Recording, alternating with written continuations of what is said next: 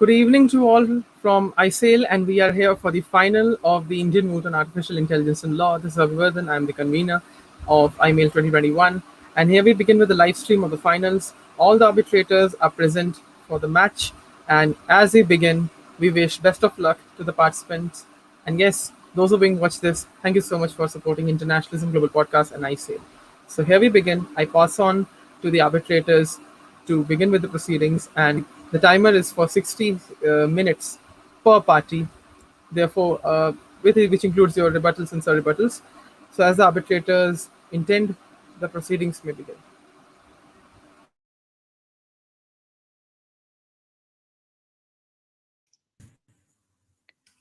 Please proceed. Thank you.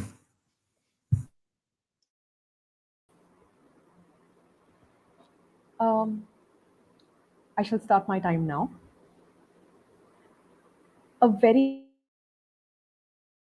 the members of the tribunal and my dear colleagues. On behalf of the claimant in today's proceedings between the Aviron Group and the state of Vindhya, my co-counsel and I will be making our case over the next 60 minutes. During the course of our submissions, we will address the 5 issues that have been listed for today's hearing. Firstly, with respect to the maintainability of the claimant's action before this tribunal. Secondly, with respect to the breach of the full protection and security clause under the BIT, with respect to the damage to property at Methley. Thirdly, with respect to whether algorithmic camouflage counts as countermeasure technology in regards to the after-sales services clause that was present in the contract between the claimant and the respondent state, as well as the question of whether the respondent has breached its obligation to maintain confidentiality by handing over the claimant's UAVs to an indigenous competitor of the claimant. Fourthly, with respect to whether the national treatment clause under the BIT and the claimant's legitimate expectations for the fair and equitable standard of treatment to be met has been violated by the differential taxation policy adopted by the respondent state. And finally, with respect to whether the claimant is entitled to 670 million US dollars, as well as being absolved from the costs of the present arbitration. Members of the tribunal, I will take the next 27 odd minutes in order to make the first 3 points that I listed. My co-counsel will take 23 minutes to elaborate the last 2 points listed for today's hearing. And whatever time remains, we would like to reserve for rebuttal. Without further ado, I would like to request the claimant team to specify that in the chat as well. Thank you. The time allocation. Thank you. Very well. If my co-counsel would take care of that. Thank you very much. I will now begin with addressing the first issue that is listed today.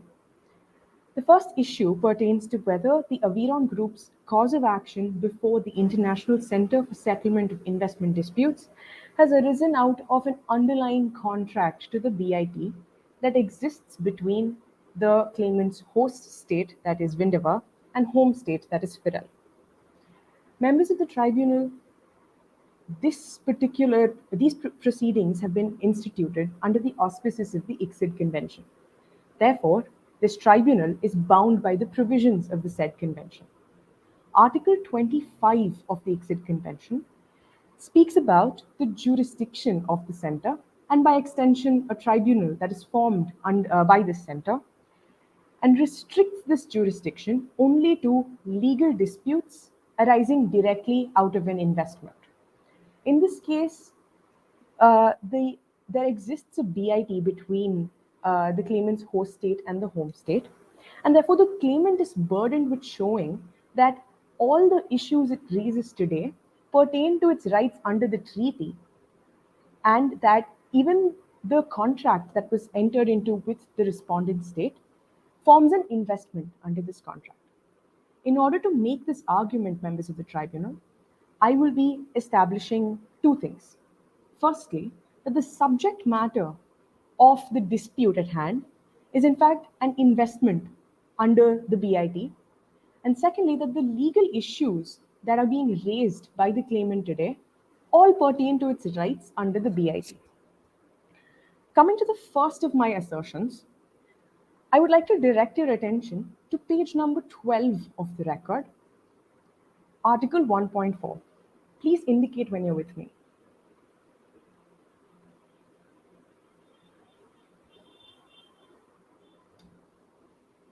Thank you very much. Article 1.4 of the BIT states that an investment means an enterprise that is constituted, organized, and operated by an investor in accordance with the law of the party in whose territory the investment is made. In this case, members of the tribunal, the claimant, that is the Aviron Group, set up an enterprise, that is the Windovan subsidiary, under the auspices of the BIT, as is extremely clear from paragraph number 3 on page number 1 of the record. Therefore, it meets the first criteria set out to meet the definition of an investment. The article itself states what the characteristics of such an investment must be. These characteristics are both held under the BIT as well as under international customary law now with respect to investment disputes through the case of Salini versus Morocco. In this case, the characteristics which have now been covered under the BIT were also mentioned as the defining characteristics of a certain investment. If I may walk you through the characteristics listed under this article, we see that there must be a commitment of capital or other resources, certainty of duration, an expectation of gain or profit against an assumption of risk, and finally, significance for the development of the host state. In this case, all the characteristics that have been mentioned are met by the enterprise. There has been a commitment of capital. I will get to the point about the certainty of duration in just a bit. There is an expectation of gain against an assumption of risk, and there is a significance to the development of the host state, since the UAVs, which this enterprise is going to manufacture, are meant for the Air Force and are being sold under a tender that was issued by the Ministry of Defense. Now, members of the tribunal, if I may direct your attention to the very next page of the proposition. On page number 13, we see under subclause H, an investment also includes any other interests of the enterprise which involves substantial economic activity and out of which the enterprise derives significant financial value. In this case, the contract which was entered into with the government of Vindava is one such interest that generates a significant amount of economic and financial value for the claimant, and therefore it forms a part of the investment. Any disputes that arise therein are therefore to be submitted before this tribunal.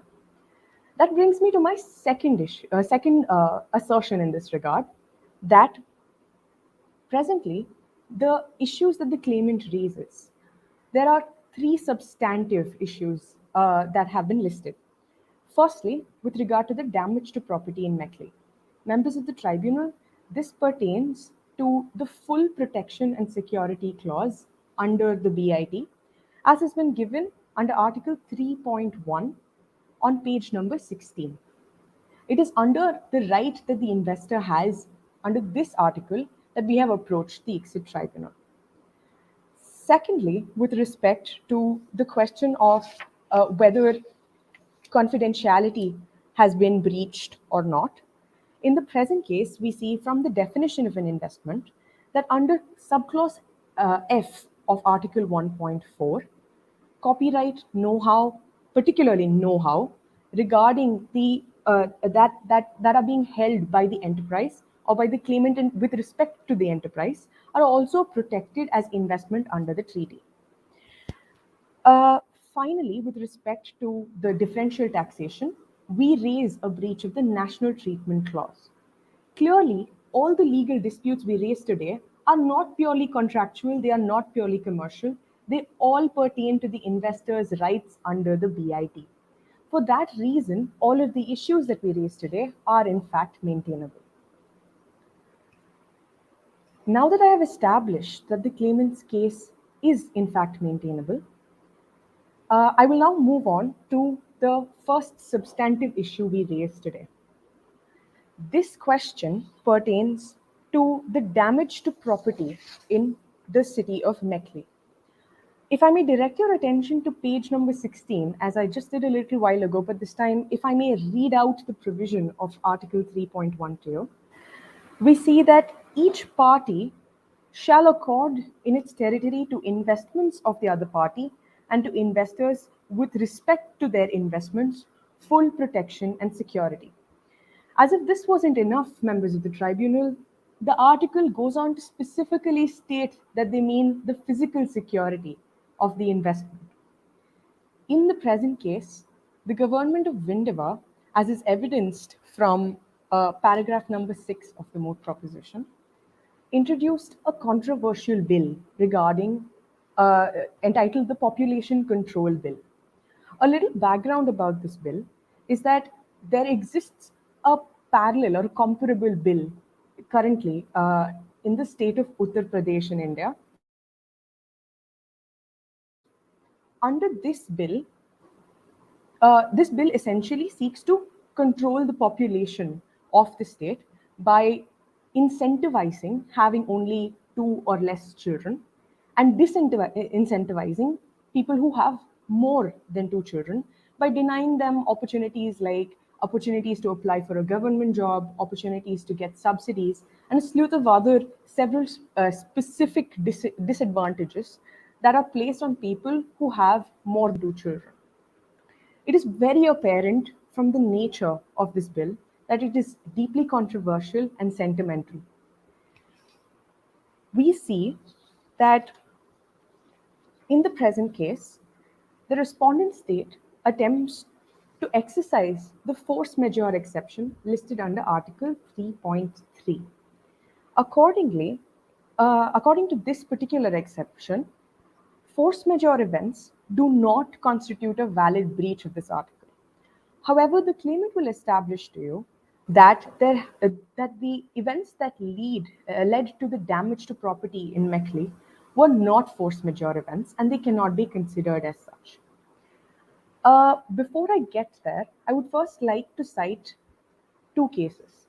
Firstly, the case of AAPL versus Sri Lanka, in which it was held that while it is true that the respondent doesn't have an absolute obligation to prevent all damage to property, it does have the responsibility to take all those measures that a well organized authority of the same kind would ideally take. Secondly, I would like to state the case of AMT versus Zaire, in which case it was held that even though the government knew that there was a possibility that a certain riot would break out in a certain place, because it did not scale up its security forces, it had omitted to undertake all measures necessary to actually protect and secure the safety of the investment. Members of the tribunal, um, consider this. An investor who makes an investment in a city like New York or London or Tokyo will expect a very high degree of security because these are not places that are prone to strife. On the other hand, if I make an investment in Syria, my expectation of how much security I can demand from the government itself is far lower because the place is already prone to civil strife. However, in a place like Mechley, which is the capital city of the democratic state of Vindhya, which is the seventh largest country in the world, when an investor is making an investment in such a place, it is only reasonable that they expect a higher degree of due diligence with respect to full protection and security.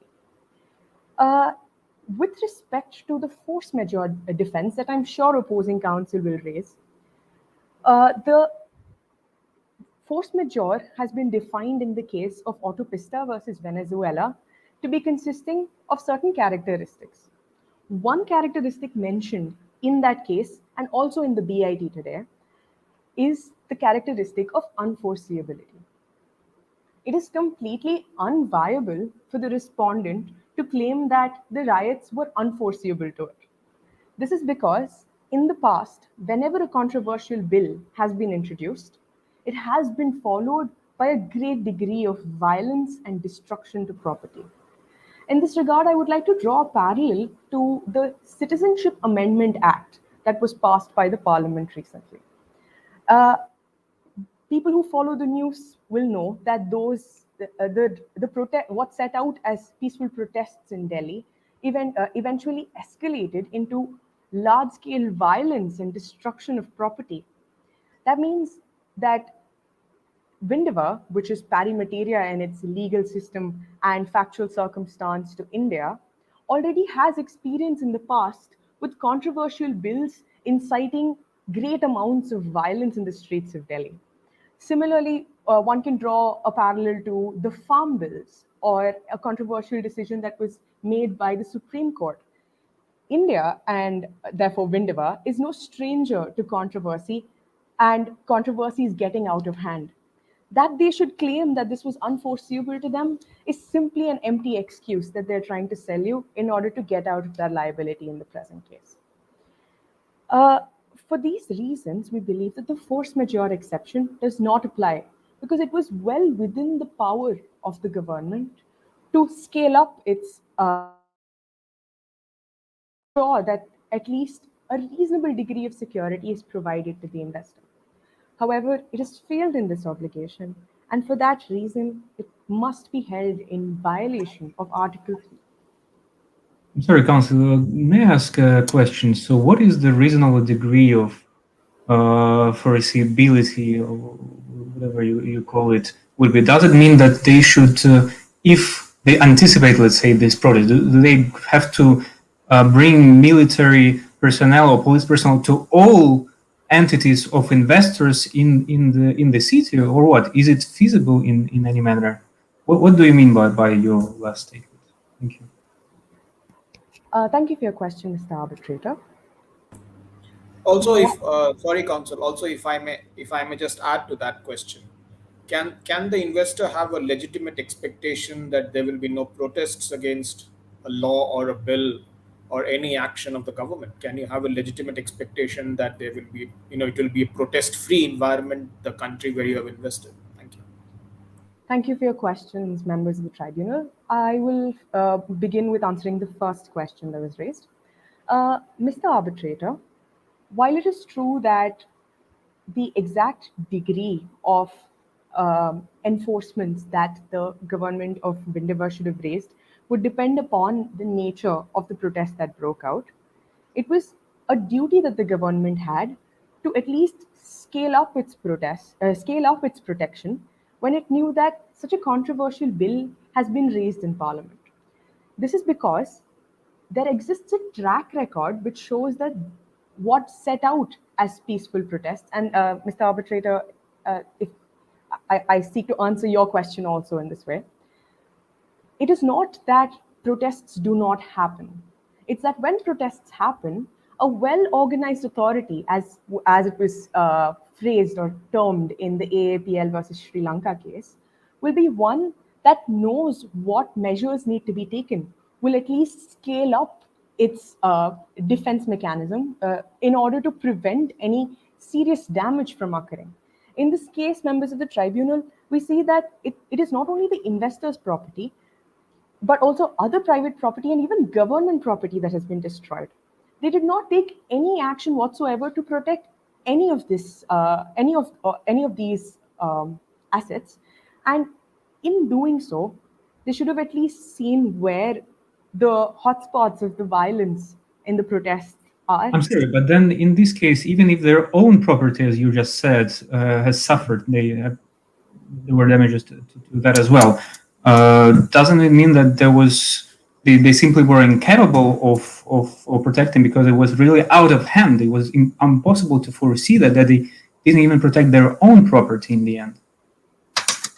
Mr. Arbitrator, it is true that they could not protect their own property, and that, I would say, reflects their negligence rather than incapacity to deal with the problem.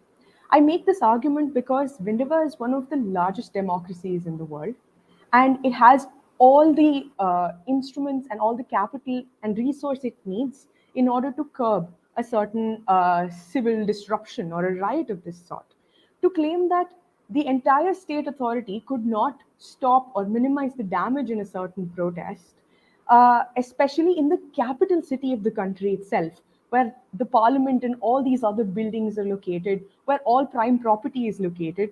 It is only fair that the investor had a higher degree that such catastrophes would not occur. And because the damage to their property has occurred out of their negligence and not because of their incapacity. Sure, but again, you're claiming that they have enough resources, being a big democracy, etc., etc. But we can just give you an example of people invading the capital of one of the richest countries in the world. I'm talking about Washington, D.C. in this case, and they were incapable of preventing that. And you're expecting this government to have prevented this particular action to taking place. Mr. Arbitrator, we recognize that there is no absolute responsibility on the respondent to ensure that no such damage happens. However, they have failed to show us whether there have been actually any measures taken in order to at least try and scale up the kind of defenses that are available. The protests occurred and there was a lot of damage to property. However, there was no action that was taken because the government refused to acknowledge that there is a problem, that every time it introduces a bill in the parliament, the protests. It's because there exists a track record of this violence following controversial bills being introduced in the parliament. They cannot possibly argue that they were caught unaware. In past instances also, they've had the responsibility to prevent such damages from happening, and they've failed. And therefore, they should have definitely scaled up the kind of protection that they offered in this regard. For that reason, they haven't. Sorry, I was going to say, because that swings back to a point you made earlier, which was to raise the analogy of going in to do business in somewhere like Syria, where you are put on notice that there are more issues. And then I think I heard you correctly in saying there was a responsibility on the investing party to think about what they were doing. Here you have spoken both about the size and scale and modernization of the country, but at the same time that every time there is a protest or a new bill, there is an issue raised. So where does that sit in terms of obligation? Where do you see your clients' obligations in coming into that environment and now seeking to rely upon the full protection and security measure? Thank you for your question, Mr. Arbitrator. We know that the city of Mekri is pari materia to Delhi as it stands in status quo. Delhi is by and large a very well organized place. Most days there aren't violent protests happening on the street. Investors' properties do not get damaged because of the negligence of the government. There isn't widespread destruction because of the incapacity of the government to manage a certain crisis. So because ordinarily this is not something that happens, and because this is the exception, but also that in the past there have been other bills that have created a problem for the exact same reason, the government cannot argue that it couldn't foresee this and that it did not have time to scale up its protections against it. It had an obligation in order to ensure that it has done all that is reasonably expected by a well-organized authority of its kind, and it has failed in this duty. Members of the tribunal, with your permission, if I may please move on to my next issue, because I see I'm rapidly running out of time.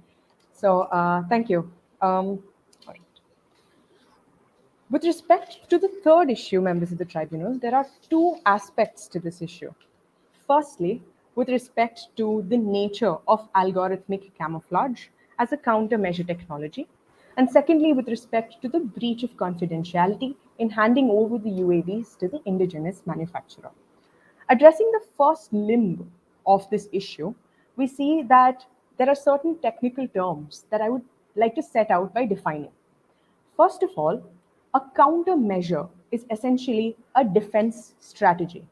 It is a system that is used to prevent an enemy from detecting and attacking a target by shielding, concealing, or moving the target. An AI UAV, which is the subject matter of the contract between the claimant and the respondent state, is essentially an aerial defense vehicle that is unmanned and operates on the basis of artificial intelligence. The purpose of such an aerial vehicle or drone is to firstly facilitate visual surveillance so as to recognize an object and allow the handler or the person who is controlling the code to attack the specific target. So essentially, it works on the basis of artificial intelligence.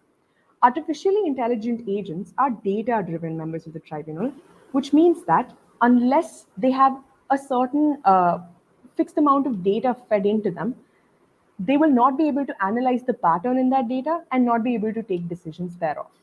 This means that the AI's capacity to accept input of data is its most important capacity with respect to the decisions it makes, because the data that is fed to it is fundamental to how it operates. On the other hand, algorithmic camouflage, like all camouflage, is a form of deception, which is also a defense technique. What it does is essentially facilitates counter surveillance by enabling it to sort of hoodwink the capacity of the UAV to detect it. It does this through concealment and deception. It essentially mimics its environment in such a way that it blends in, and an object that depends on visual surveillance will no longer be able to detect it in the environment in which it is placed. I'll repeat my last sentence. I think I got cut off. I said the nature of algorithmic camouflage is that it blends into the environment and makes it difficult for the UAV to detect it separately from the rest of its environment. We know that artificially intelligent agents cannot work without data, and the nature of algorithmic camouflage is to scramble visual data which is available.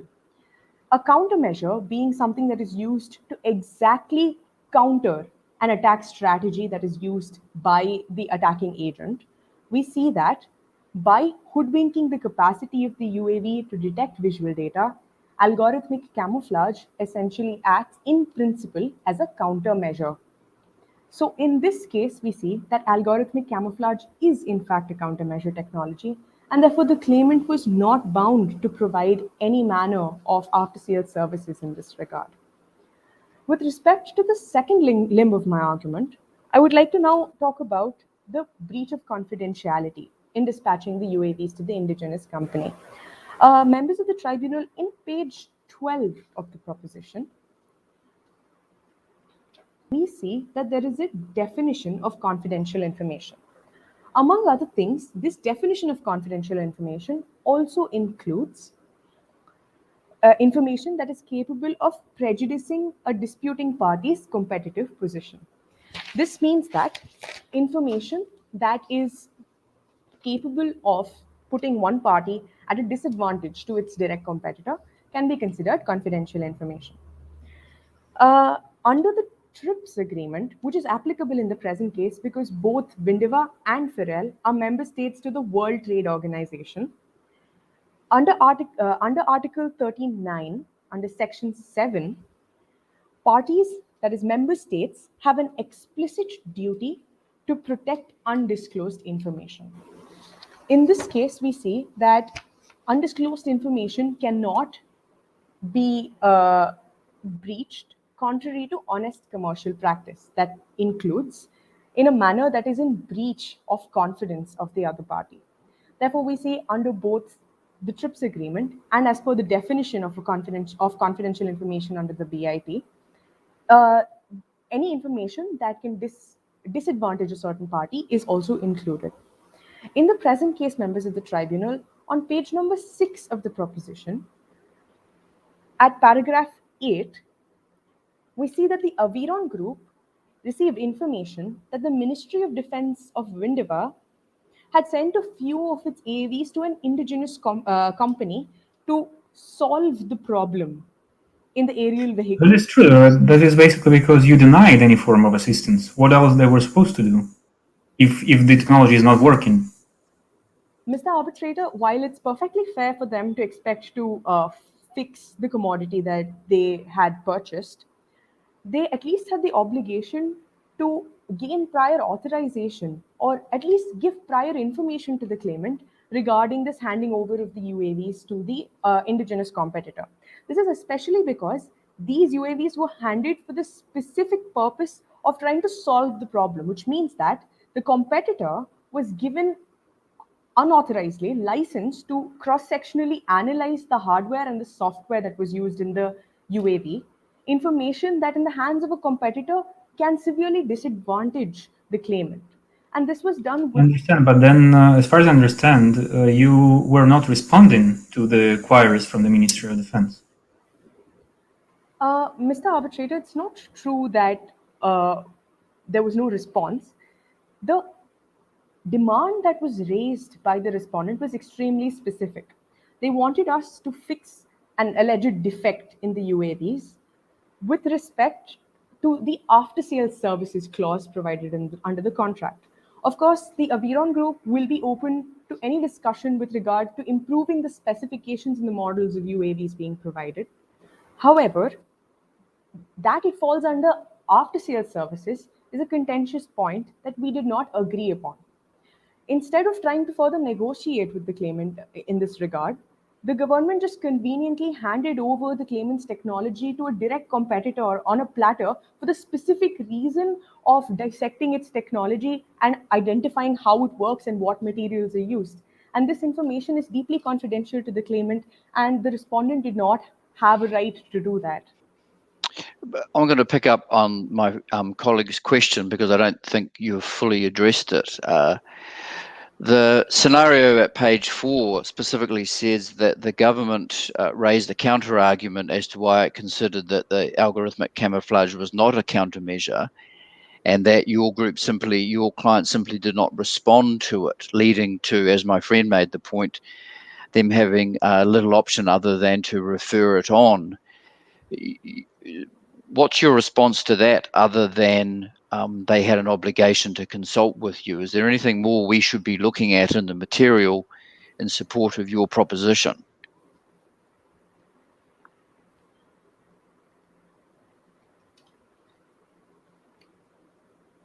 Mr. Arbitrator, while it is true that after a certain point, the communication between the claimant and the respondent reached a deadlock, what needs to be remembered is that around this particular situation in the fact sheet, in all of the forms, the contract had broken down.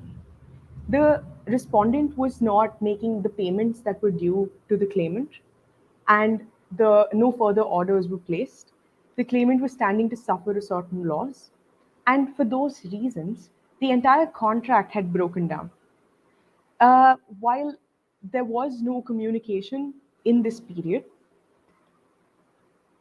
these issues that arose from the contract itself are separate from the obligations that the respondent has as the host state. As the host state, it has an obligation to protect confidential information, and it has gone and it has acted in a manner that flies in the face of this obligation. And it is that contention that we raised before this tribunal. Members of the tribunal, I am significantly eating into my co-counsel's time, so I'm going to rest my case here. Thank you so much for your patient listening. Over to you. Good evening, members of the tribunal and my opposing counsels. Before moving on further, I hope I am audible to everyone. Thank you. Before I begin with my submissions, could I just reconfirm? All right, 29 minutes left. All right. Over the next 20 odd minutes, the counsel will be arguing as to why the claimants are correct in stating a violation of the principle of national treatment and a breach of the legitimate expectations that the claimants held under the fair and equitable treatment standards with respect to the differential treatment given in imposition of indirect tax. Secondly, the counsel will be explaining as to why the claimants deserve 670 million US dollars in damages that should be awarded by this tribunal, and the government of Windiva should pay the same to the claimants. With respect to the first leg of the argument, the council will be making three specific arguments to explain. Firstly, the explanation will be given as to how a breach of national treatment clause has been done. The second argument will be with respect to how there has been a breach of the fair and equitable treatment standard. And finally, the stance of the government that the change in the taxation was an event pre existing the BIT will be broken down and explained to the tribunal why it holds no merit. With respect to the first argument, that is, the breach of the national treatment clause, it is very important to understand what a national treatment clause entails. For the same, the Council would like to refer to page number 29 of the submitted memorial. Therein, uh, one of the most eminent jurists and authors of our time, Mr. Rudolf Dolzer, has been quoted stating that the National Treatment Clause serves the purpose of creating an environment of equitable and stable legal framework for foreign investments by casting an obligation upon the host state to accord treatment no less favorable to the foreign investors and their investments than that which the host state accords to its own investors. The stand taken by the claimants is that the national treatment standard that was set under Article 4 of the BIT has been breached. With respect to a breach of the national treatment standard, there was a very specific test laid down in the case of Binder versus Pakistan, and it was further summarized by Mr. Dolzer and Mrs. Schur in their book Principles of International Investment Law. With respect to the same, the the three-step test that has been laid down is firstly that the entities that are being differentiated have to be like on the basis of have to be in the like industry or in the like business as a basis of comparison. The second test laid down is with respect to a substantial differential treatment. And finally, the third test talks about the justification provided by the government. Now, with respect to the first test, the claimant states that the claimant satisfies the test of like as a basis of comparison. With respect to the same, in the case of Feldman versus Mexico, the ICSID tribunal itself held that in like circumstances refers to situations wherein the two business entities that are being compared were engaged in the same business activity. Now, with respect to the tax imposition, it is submitted that the import of defense materials were taxed differently for foreign and indigenous manufacturers, which means that foreign investors protected under the BIT were treated differently to the indigenous manufacturers importing the same materials. Therefore, two entities engaged in the same business activity are being taxed differently. Therefore, the claimant satisfies the first test, which is the test of like. The second test is with respect to the existence of a Sorry, counsel, may I ask you to clarify the facts of the case that you're referring to and how they are relevant to this case? Yes. In the case of Binder versus Pakistan, there was a substantial dispute with respect to an expropriation claim, and there was an expropriation claim there. However, in How is that that case, expropriation relevant to our case? expropriation is not being argued in this case, Mr. Arbitrator. However, the point that is being argued here is with respect to the principle involved in the case of Binder versus Pakistan. In that case, as is in this case, there was a differential treatment of two parties engaged in the same business activity, and an explanation was given as to when the test will be satisfied and when it will not be satisfied. Okay, thank you. Uh, if the arbitrator is satisfied, I'd like to move on to the second test, that is the test of substantial differential treatment. Much obliged. With respect to substantial differential treatment, the Council would like to place reliance on a very landmark case titled Corn Products versus Mexico. In the instant case, the tribunal held that where adverse effects of a change in the taxation policy affected by the government are felt exclusively by foreign investors, which is the fact in this case, such actions are sufficient to establish the requirement of a less favorable treatment.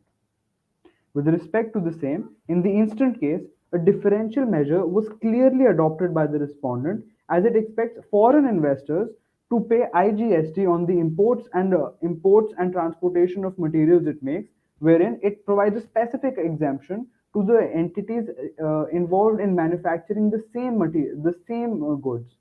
Therefore, this is the existence of a substantial differential treatment in the current case. But Finally, what if that differential, which is heralding the respondent's argument, was for a set period of time and was promulgated as running from 2019 to 2023? The argument being that your client has come into the BIT with that knowledge. What's your position on that? yes, Mr. Arbitrator, the council will be addressing that in one moment. If the tribunal allows, I'll just finish up with the third test and then I'll be getting to that very specifically and I'll explain as to why that the argument of the pre-existing event is completely baseless. Sure, thank you. Thank you, Mr. Arbitrator. The final test with respect to the breach of national treatment clause is that the respondent has provided no justification for the differential treatment.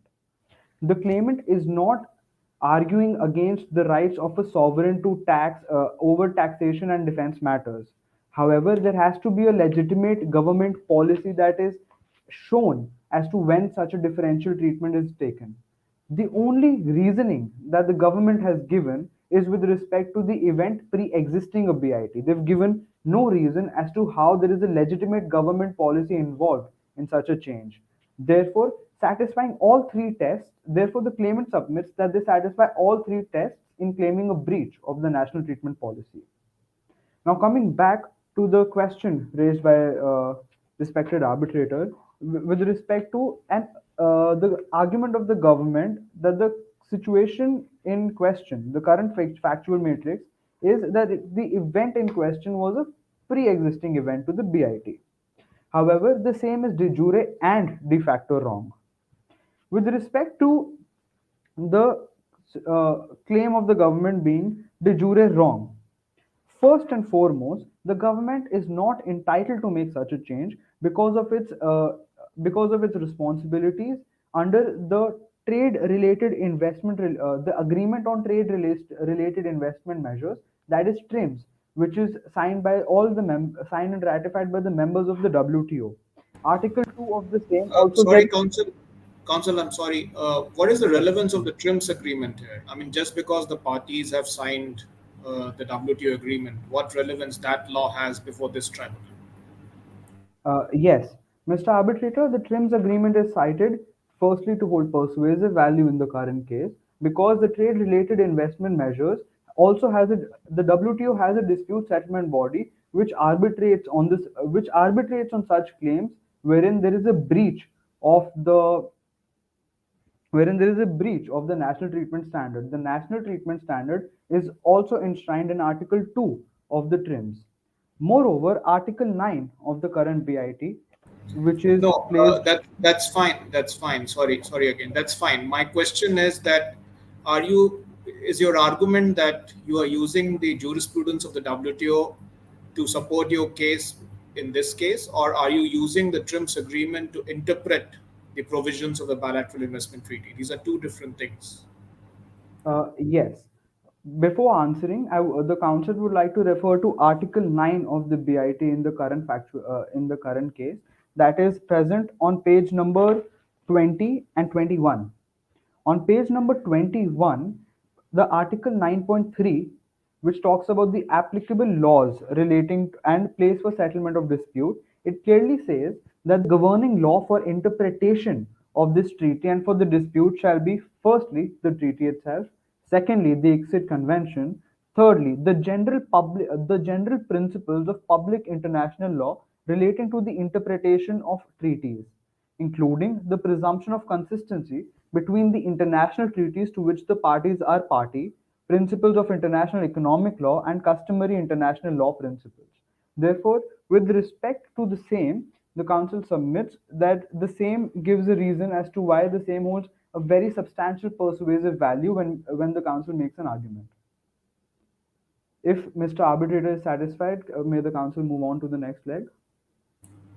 Yeah, go ahead, please. Thank you. Much obliged. The citing of the TRIMS also holds relevance here because Article 2 of TRIMS, which guarantees national treatment equality, also has had two cases. The WTO has heard two cases with respect to Brazil and China, which are cited in the submitted memorial on page number 28, wherein actions of governments in violation of the national treatment standard were reversed due to such countries losing the cases in front of the dispute settlement body of the WTO. Therefore, firstly, this whole argument of the government that it was a pre-existing event is in law incorrect. Secondly, now coming to the factual aspects of the argument of the current matrix, the change in the tax policy that the claimant is arguing against is not with respect to the tax policy that was in place from 2019 to 2023. The more nuanced aspect that the claimant is raising is that when the tax exemption in question ran out, a fresh tax exemption was given to indigenous manufacturers, and that specific act of giving indigenous manufacturers a fresh tax exemption while not providing any such exemption to foreign investors, while the BIT persists and they are signatories and have ratified the WTO, is in gross violation of the national treatment principle. If this satisfies the arbitral tribunal, the council would like to move on with respect to the second leg of this issue, that is the breach of the FET clause. Much obliged. With respect to the FET clause, the first argument that the claimant likes to submit is that the breach of the FET clause is not dependent on the laws of the host state. With respect to the same, the FET standard is meant as a rule of international law and not determined by the laws of the host states. The applicability of the standards of fair and equitable treatment have gained the status of customary international law, as is the view of several jurists in the subject. Thus, it is imperative that the treatment of investments by the claimant in the current proceedings should be treated in a non-discriminatory manner, as is also required under the BIT, that is Article 5, and the standards of customary international law.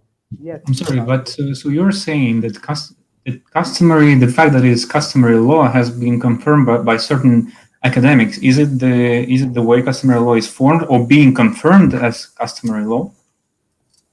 While the academic or the authors and jurists are being cited with respect to treating as to why FET standard is a part of the customary international law, the same has also been confirmed in the case of Eastern Credit Limited versus and AS Baltoil versus the Republic of Estonia, which is given on page number 31, footnote number 90.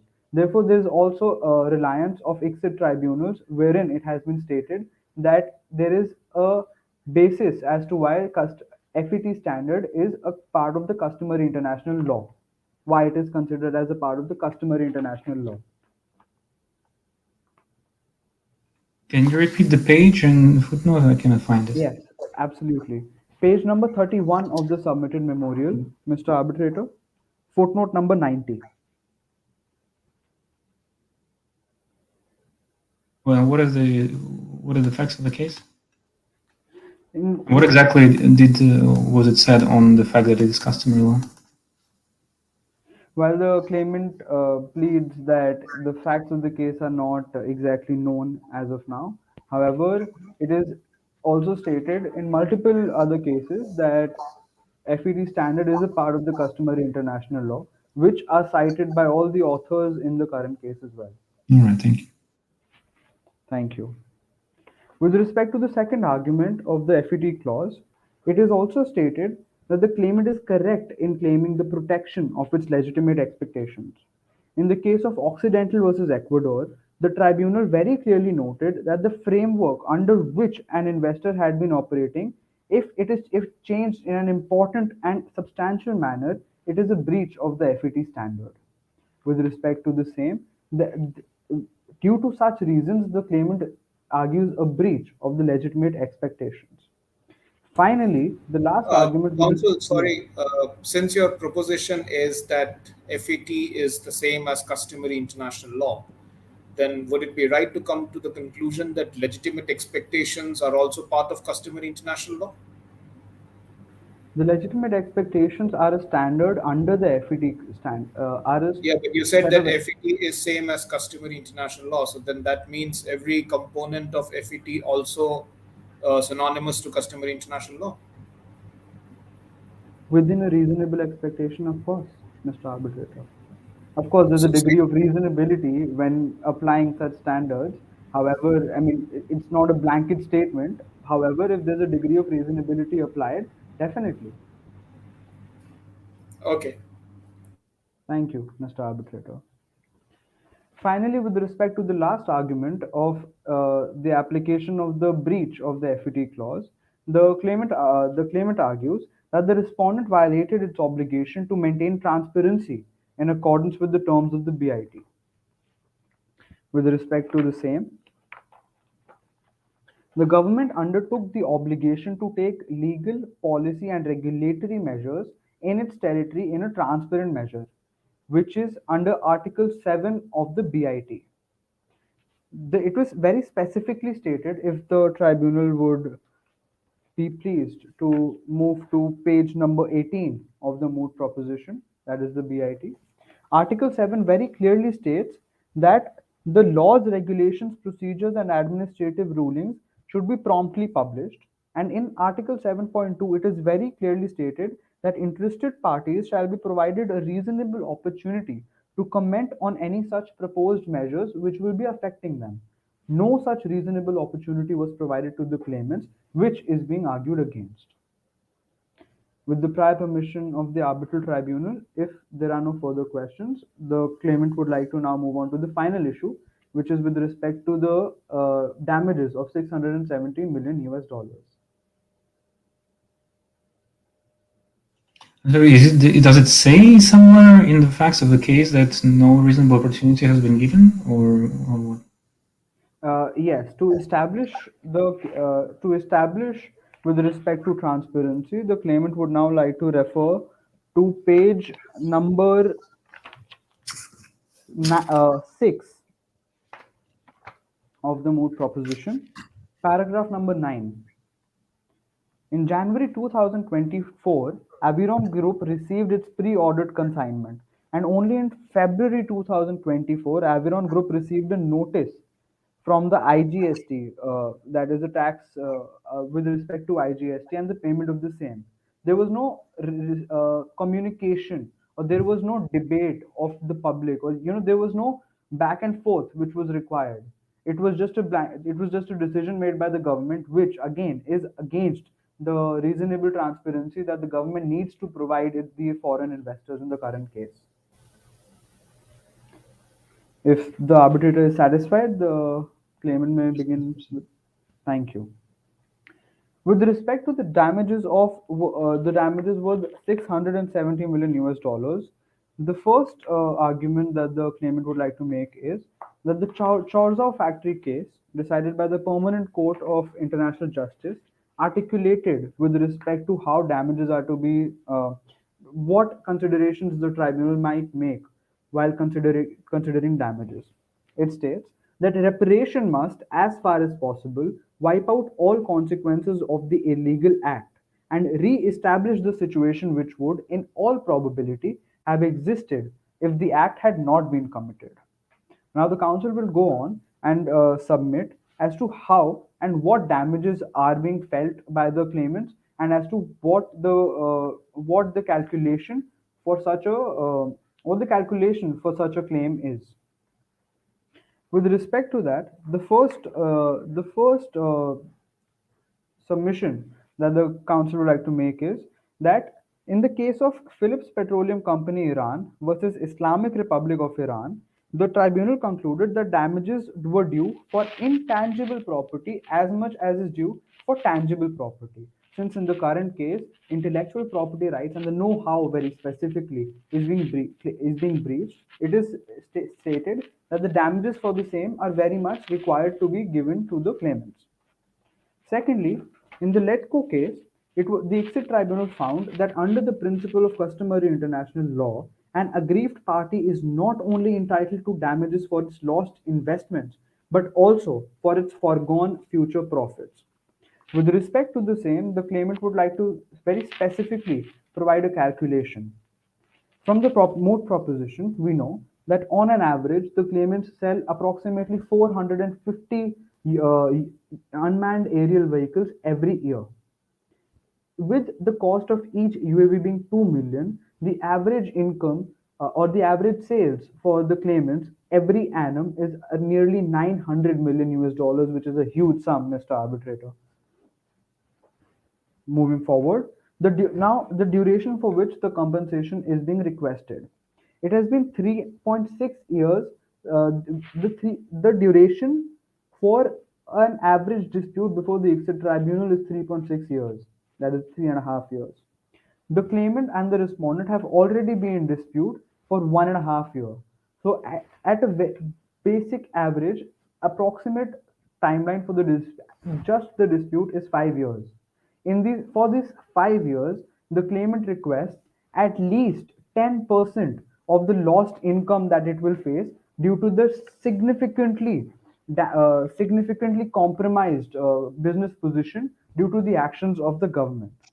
Could you amplify that? Because what is your connection between the actions of the government and this analysis you're taking us through now of lost profit? Is it based upon reputation? You talked about intangible assets. Is it based upon breach of copyright? I'm not clear on that link between where we were and how you're getting to this analysis of lost profit.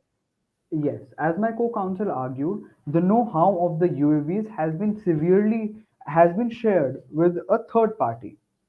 When the know-how is shared by the third party, the claimants are expecting and anticipating a direct loss in future profits due to the loss of sales and the fact that another party will be able to make the same goods without investing in R&D the amount of money that the claimants have had to invest. Therefore, that is a specific aspect which will directly affect the sales of the claimant. Does that satisfy, Mr. Arbitrator? Much obliged. Yes, thank you. Finally, the second leg of the argument is the 150 million unpaid under the contract, which are respectfully argued that should be paid to the claimant. Finally, the loss incurred due to the discriminatory withdrawal and the attachment of the bank accounts of the claimant are being respectfully argued for, which is 70 million.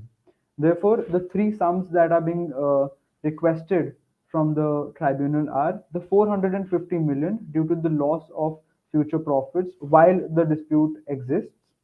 Secondly, the unpaid amount under the contract, which is 150 million, which takes the total to 600 million. And finally, the 70 million US dollars that the claimants have been made liable for. And the same has also been provided on page number on para number 119 on page number 38. If the tribunal is satisfied, the claimant would like to move forward to the relief. Much obliged. In view of the above submissions, the claimant respectfully requests the tribunal to hold that the present proceedings are maintainable and that the tribunal has jurisdiction to adjudicate the current dispute. Secondly, hold the respondent accountable to reimburse the claimant for the damage to its office buildings in Mekli. Third, hold the respondent liable for their act of sharing the UAVs with the indigenous manufacturer. Fourth, hold the respondent liable for attaching the bank accounts of the claimant and award damages for the same. Finally, order the respondent to pay 670 million US dollars as damages for all the reasons mentioned above and elucidated throughout this memorandum. With the same, the claimant rests its case.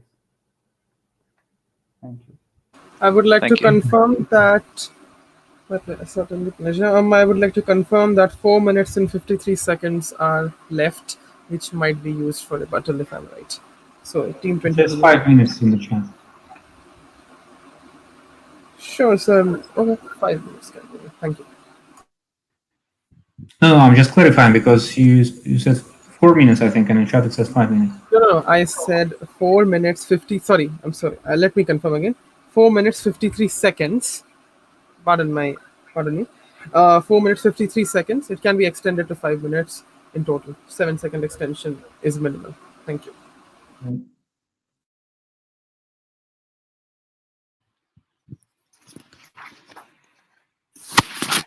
Respondent, when you are ready. Thank you.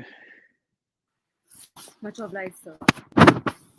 I hope I'm audible and visible to the respected arbitrators. Yes, much obliged. Greetings to the honorable bench. I, along with my learned group counsel, shall be representing the respondents in the present petition. I shall be dealing with the first, second, and fourth issue in the current petition, while my co-counsel shall be dealing with issues 3 and 5. With respect to time division, I shall be taking up 30 minutes of the court's time, while my co-counsel shall be taking up 20 minutes, and we humbly reserve 10 minutes for rebuttals. With that said, I now humbly seek permission to approach the virtual dais. Let's go. Much obliged. If there is no preliminary inquiry with respect to the facts of the case or any of the issues, the counsel would like to seek permission to proceed forward with the arguments. Yes, that's fine. Thank you. Thank you, sir. The first issue in the present petition is whether Avron Group's cause of action before the tribunal has arisen out of a violation of the BIT, or is it a pure breach of contract to be solved before the domestic courts of Vindiva? In the present case, the respondents will be arguing for the latter. That is, it is a pure breach of contract to be solved before the domestic courts of Vindiva. This association is based on a threefold argument. First of all, the grant of tender by government of Vindiva is independent of the BIT and it does not fall under the purview of the BIT. It is an independent contractual obligation. The second is Avron Group did not make representations regarding the cause of action in consonance with Article 8.3 of the BIT. Thirdly, Avron Group had not exhausted domestic remedies before approaching the tribunal in the present case. Proceeding forward with the first leg of the argument, the grant of tender does not fall under the purview of the BIT as it is an independent contractual obligation. Just for a brief factual background for the convenience of the bench, the Ministry of Defence Vindiva had floated a tender inviting for production of 100 artificially intelligent vehicles. It is stated on page 3, paragraph 3 of the Moot proposition. And in this tender, both Indian companies as well as foreign subsidiaries of Indian companies were invited. So Avron fall in the latter category, and Avron, after due diligence, was granted the same. So in the present case, the tender was the one that invited Avron in order to produce and manufacture the domestic, the defense equipment. And this present tender has nothing to do with the BIT. Firel and Vindiva in the present case are ratified the BIT in the year of 1983 and 2022. However, this has nothing to do with the independent tender that was issued by a government agency rather than by the provisions of an international treaty or law. Therefore, it is humbly argued that the present tender is independent in nature, and reliance is also placed upon various exit cases.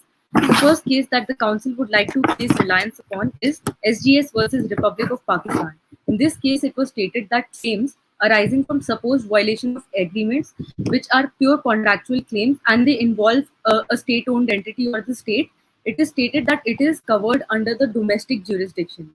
So, in the present case, the state is a party, the government of Vindiva, by way of its tender, is a party, and therefore the applicability is with respect to domestic jurisdiction. Also, the exit stated in another case of Joy Mining Machinery versus Egypt that breach of contract does not automatically get treated as a breach of international treaty by virtue of any of its clauses. And furthermore, exit also stated in the case of Pan America that umbrella clauses in the BIT will not extend a treaty's protection to breaches which are governed under ordinary commercial transactions or contractual obligations which are independent of the BIT. Therefore, in the present case, taking into consideration the fact that a tender is independent in nature and it is not governed under any international treaty, and also in consonance with the various judgments of exit, it is humbly averred that the tender is independent in nature and therefore the domestic courts must have applicability with respect to the same. Proceeding forward with the second sub-argument of the present issue, Avron Group did not make any representation regarding the cause of action before domestic courts in consonance with Article 8.3. If I could direct the attention of respected Sir arbitrators towards Article 8.3 of the BIT, it verbatim states that with respect to a claim that defending party has breached an obligation under the treaty, the disputing party must first submit its claim before relevant domestic courts / administrative bodies within 6 months of the alleged breach. There are two stipulations with respect to the body and with respect to the time period. In the present case, Avron Group did not make any representation before any domestic court or administrative body with respect to the issue of, number one, the alleged countermeasure technology, and secondly, compensation for alleged damage to Avron Group's head office at Makeley Vindiva. Not even a single representation has been made. The Moot proposition is absolutely silent. To be fair, the only representation that Avron Group made was before the GST authorities, and that is an appellate separate forum. It is not a domestic court or an administrative body which could be governed under the provisions of Article 8.3. Therefore, when it comes to the major cause of actions, that is countermeasure technology and compensation for the alleged damage to head office, no representation was made before the government of Vindiva or any other relevant authority. Furthermore, reliance is placed on the case of Alchemist Limited versus Bank of Sikkim, that is a 2017 case, wherein it was stated that the cause of action, no matter how small, lies within the territorial jurisdiction of the domestic court.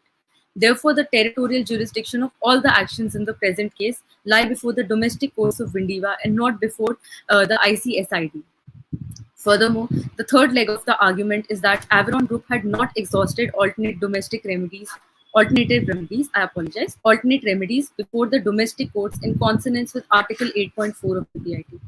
The Council seeks the liberty to just read out Article 8.4 of the BIT, which states that only after exhausting remedies before relevant, again the same stipulation, before relevant domestic courts / administrative bodies, for at least 1 year from the date of alleged breach, no resolution can be satisfactorily reached, that the notice of dispute by the tribunal has to be sent to the opposing party.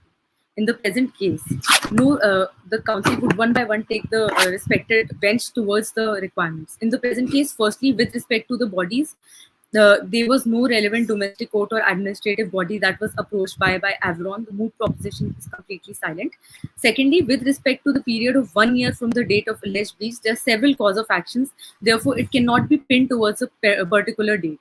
Thirdly, with respect to no resolution being satisfactorily reached, the council would like to direct the attention of the bench towards the page 6 of the Moot proposition, wherein it was stated that Avron Group denied all forms of assistance, and also it was stated in page 8 that Avron Group did receive the material with respect to the third tranche, but it decided not to go ahead with the production.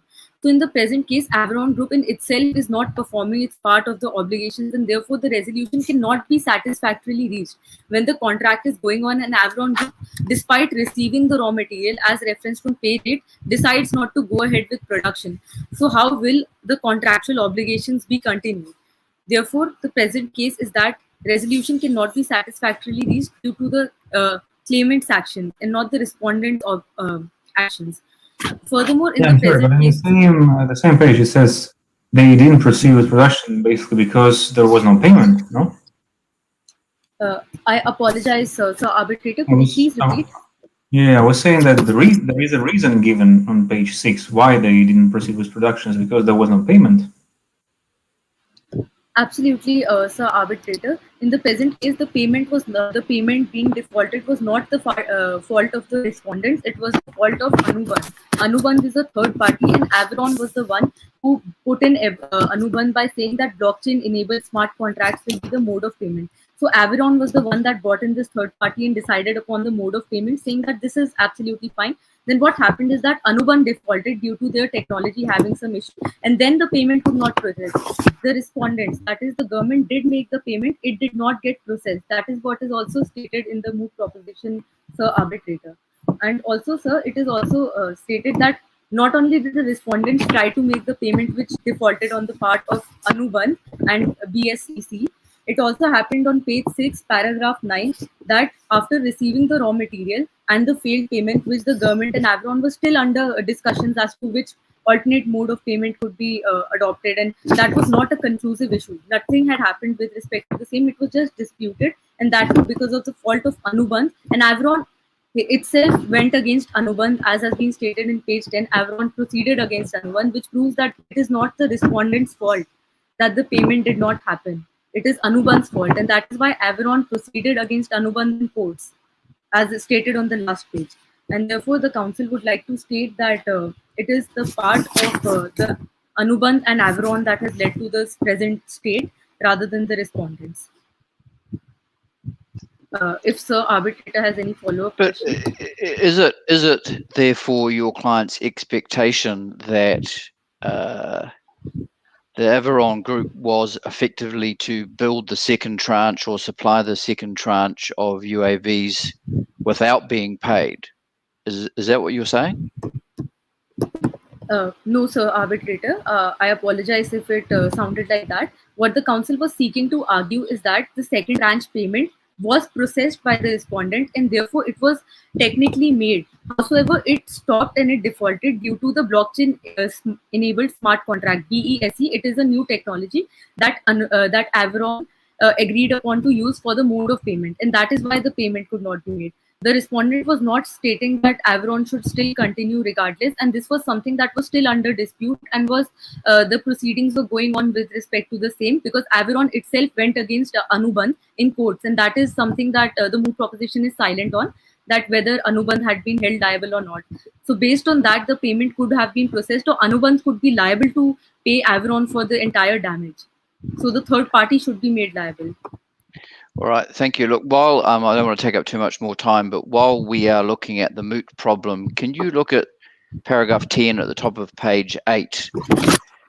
Because that is in contrast to what you have told the panel about there being no internal domestic resolution process. Your preceding paragraph 9 talks about the issues with the tax department and attachment to the bank accounts, but the way I read paragraph 10 is that there was, in accordance with the provisions of the BIT, a year of domestic resolution process that was undertaken before the matter is being brought forward to the ICSID. So what's your position on that?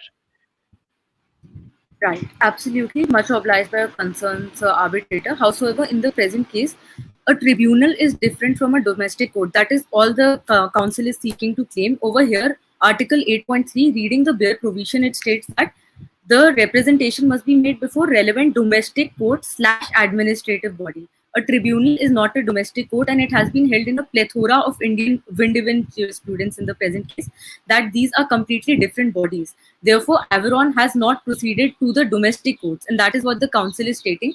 That, and even the BIT is stating that that under 8.3 that domestic courts must be gone to first, or administrative bodies, and after that move on to the ICSID.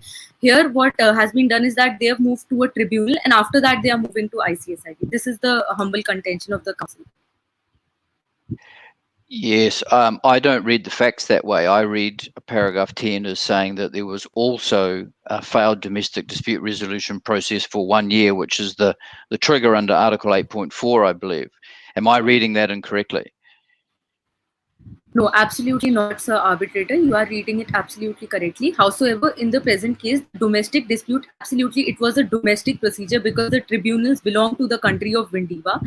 But what the council is seeking to state is that Article 8.3 and 8.4, both the wordings, it is very important to understand that domestic courts mean the lower tribunal, the lower judiciary, or the high courts or the Supreme Court. That is what the council is seeking to state, that none of the main bodies were being involved in the present case, or administrative bodies separately. So the council is just interpreting the bare language as stated under the BIT. However, Sir Arbitrator is right in his association. Okay, thank you. Thank you, sir. If sir does not have any other preliminary query or any other query in general, Just I to would clear, like to... I mean, I'm also kind of got into this thing. So you're saying that what it says, domestic dispute resolution, in your understanding, doesn't mean involvement of national courts, like the Supreme Court or any other courts? Is that what you're saying? Much obliged. So, Arbitrator, what the council is seeking to state is that domestic dispute, as Paul sir rightly stated, that yes, it was a domestic dispute, but before the wrong body.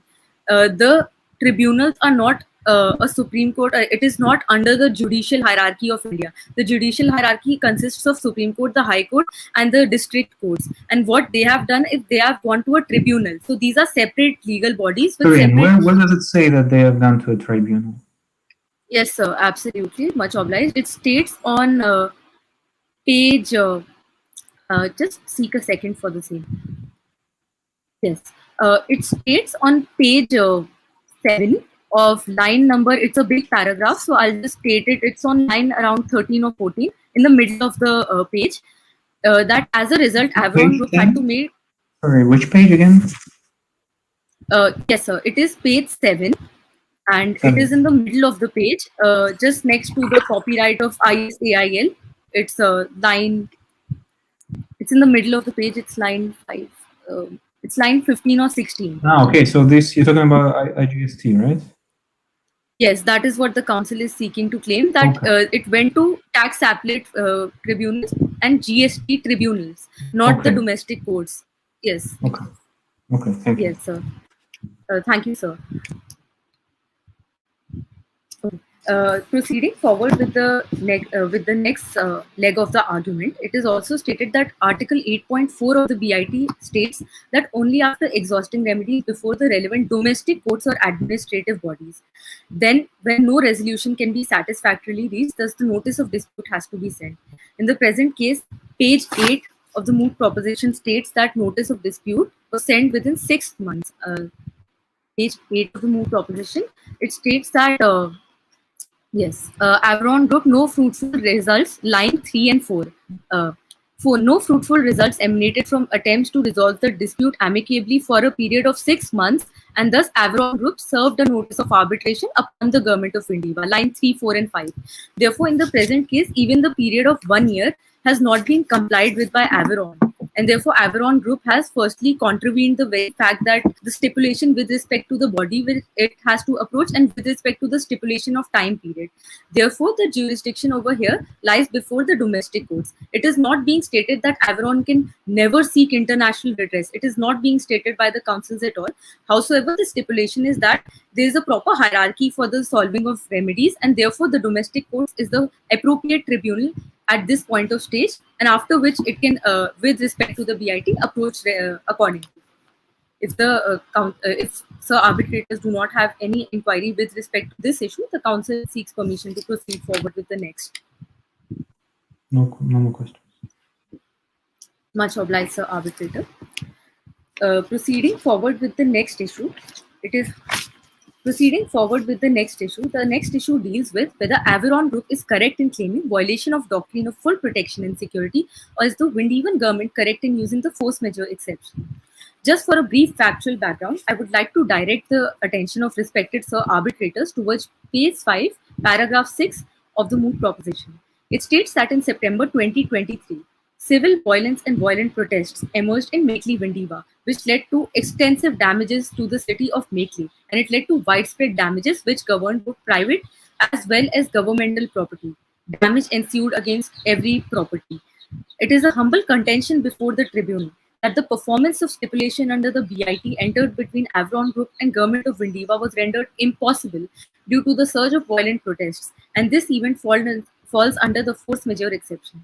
This is averred on the basis of a threefold argument.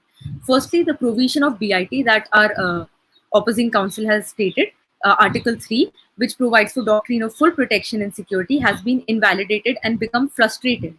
Secondly, the respondent can take the plea of force majeure due to the rising unstable circumstances. And thirdly, the basis upon which the contract was entered was fundamentally altered. Proceeding forward with the first leg of the argument, the provision of BIT claiming violation of doctrine of full protection and security has become frustrated. Article 3 of the BIT, as my opposing counsel stated, provides for full protection and security, and it states that the state is liable to provide full protection and security to its investor. Howsoever, the association of the counsel on behalf of the respondents is that the fulfillment of demand for compensation had become frustrated and impossible to perform, as both private and public entities had suffered various damages, making the terms impracticable and impossible to perform. This has also been relied on various judgments of ICSID, as the council shall be elaborating upon now. In the case of Gas National versus Colombia, an exit case, it was stated that verbatim, host state is not required to prevent each and every injury, but the host state is required to exercise reasonable care and take reasonable measures within its authority in order to prevent further injury. Emphasis is on the word further, because what has happened is that, as our opposing counsel stated, that damages have ensued. Howsoever, the government of Vindiva has curbed the protest, the protests are over and there is no further injuries. So the obligation lies with respect to further actions. What has happened is that the protests spread so violently and such a rapid pace that it was completely impossible to control the extent of the protests in one go. And howsoever, the government of Vindiva is in the aftermath of the protest taking every step, and it has not been stated anywhere that any further or subsequent injury has taken place to any party, whether it be a private party or a public. Remind me where in the text it says that the government actually took every measure after the protest. One thing, and second thing, can you remind me the facts of the case you're referring to and how they are relevant to this case? Absolutely, sir, arbitrator. In the present case, it has the Moot proposition is silent upon the aftermath of the protests, and therefore it is being inferred that there was no damage after the protests. With respect to the facts of the present case, you just claimed the government took all necessary measures. Hello?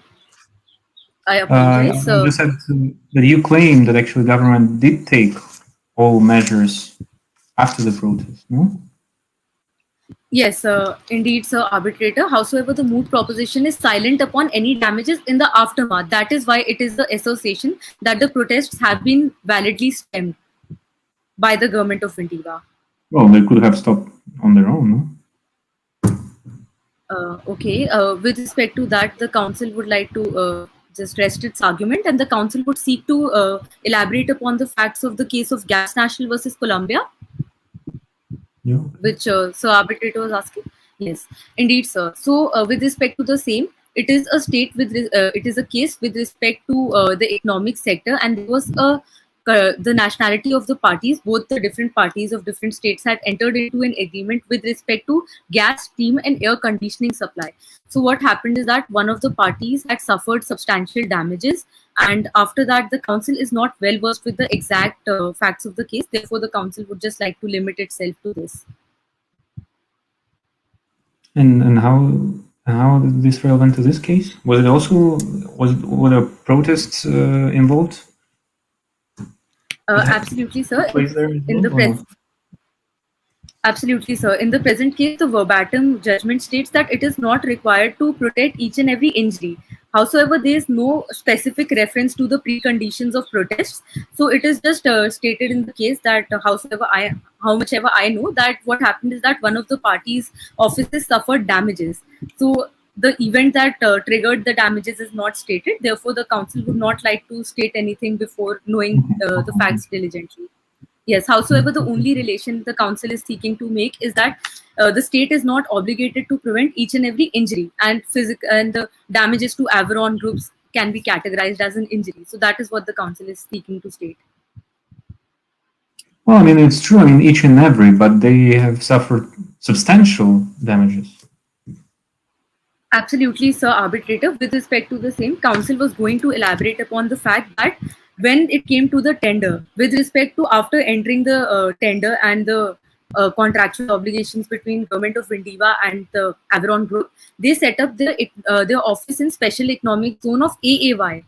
This head office is just another establishment of Averon group. It is not being governed under the provisions of the contract between the government of Vindiva and Averon group. Therefore, the fact that Averon group is even claiming damages, therefore Averon cannot claim damages against each and every branch office of its. It can only claim damage with respect to the office that was set up under the Make in Vindiva scheme, under the tender. Therefore, the fact that they are claiming damages with respect to the same is also very contentious, and the council shall be elaborating upon the same. If Sir Arbitrator does not have any other follow-up. Much obliged, Sir Arbitrator. Proceeding forward with the next case, an exit case, Italy versus Venezuela. It stated that it is very well relatable to the present case in the fact that the state party Venezuela was involved, and there was some protests and riots in Venezuela, and it was held that The case's bench declared that Venezuela cannot be held accountable for the acts of uncontrolled revolutionists without adequate proof of failure of the state to exercise due diligence in stemming the events. So in the present case, the identity of the protesters who had caused this alleged damage is not known. And therefore, the uncontrolled revolutionists in the case and the state of Venezuela not being held accountable can be validly related to the fact that state of Vindiva cannot be held accountable for the acts of uncontrolled revolutionists, the identity of which is not even, it's not even the damage caused by state parties. The state is not responsible for the protests. So in the present case, since the identity of the revolutionists is also under question, it is stated with respect to this exit case that liability does not arise. Furthermore, in the case of Asian agricultural products versus Sri Lanka, another exit case, it was stated that full protection and security did not indicate any standard higher than minimum standards of treatment necessitated by general international principles of law. So in the principle is that the minimum standards must be followed and the state will, the Moot proposition is silent on the aftermath of the same. Therefore, it cannot be stated that the state is liable for the aftermath of each and every claim, which would lead to multiplicity of claims against the state. And furthermore, the state has also suffered damages. In light of the same, the minimum standards of the principle of general international law, which is widely recognized, must be followed rather than the contrived and higher standard that has been taken by the opposing counsel with respect to damages. Furthermore, in the case of AAPL versus Sri Lanka, another exit case, and it is also being reiterated by various cases such as Technic versus Mexico and other cases, that liability under full protection and security is not absolute. There is no absolute liability, and also stated in the case of Vena versus Egypt that full protection and security does not impose strict liability upon the state that grants it.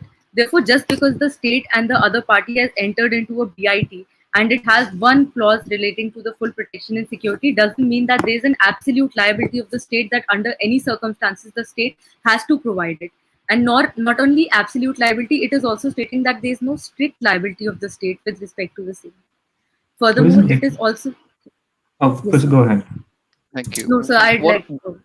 What of the issue raised by the claimant that the government should have been put on notice factually, because when similar legislation was introduced, it had a significant impact upon the population. There were riots, there was damage.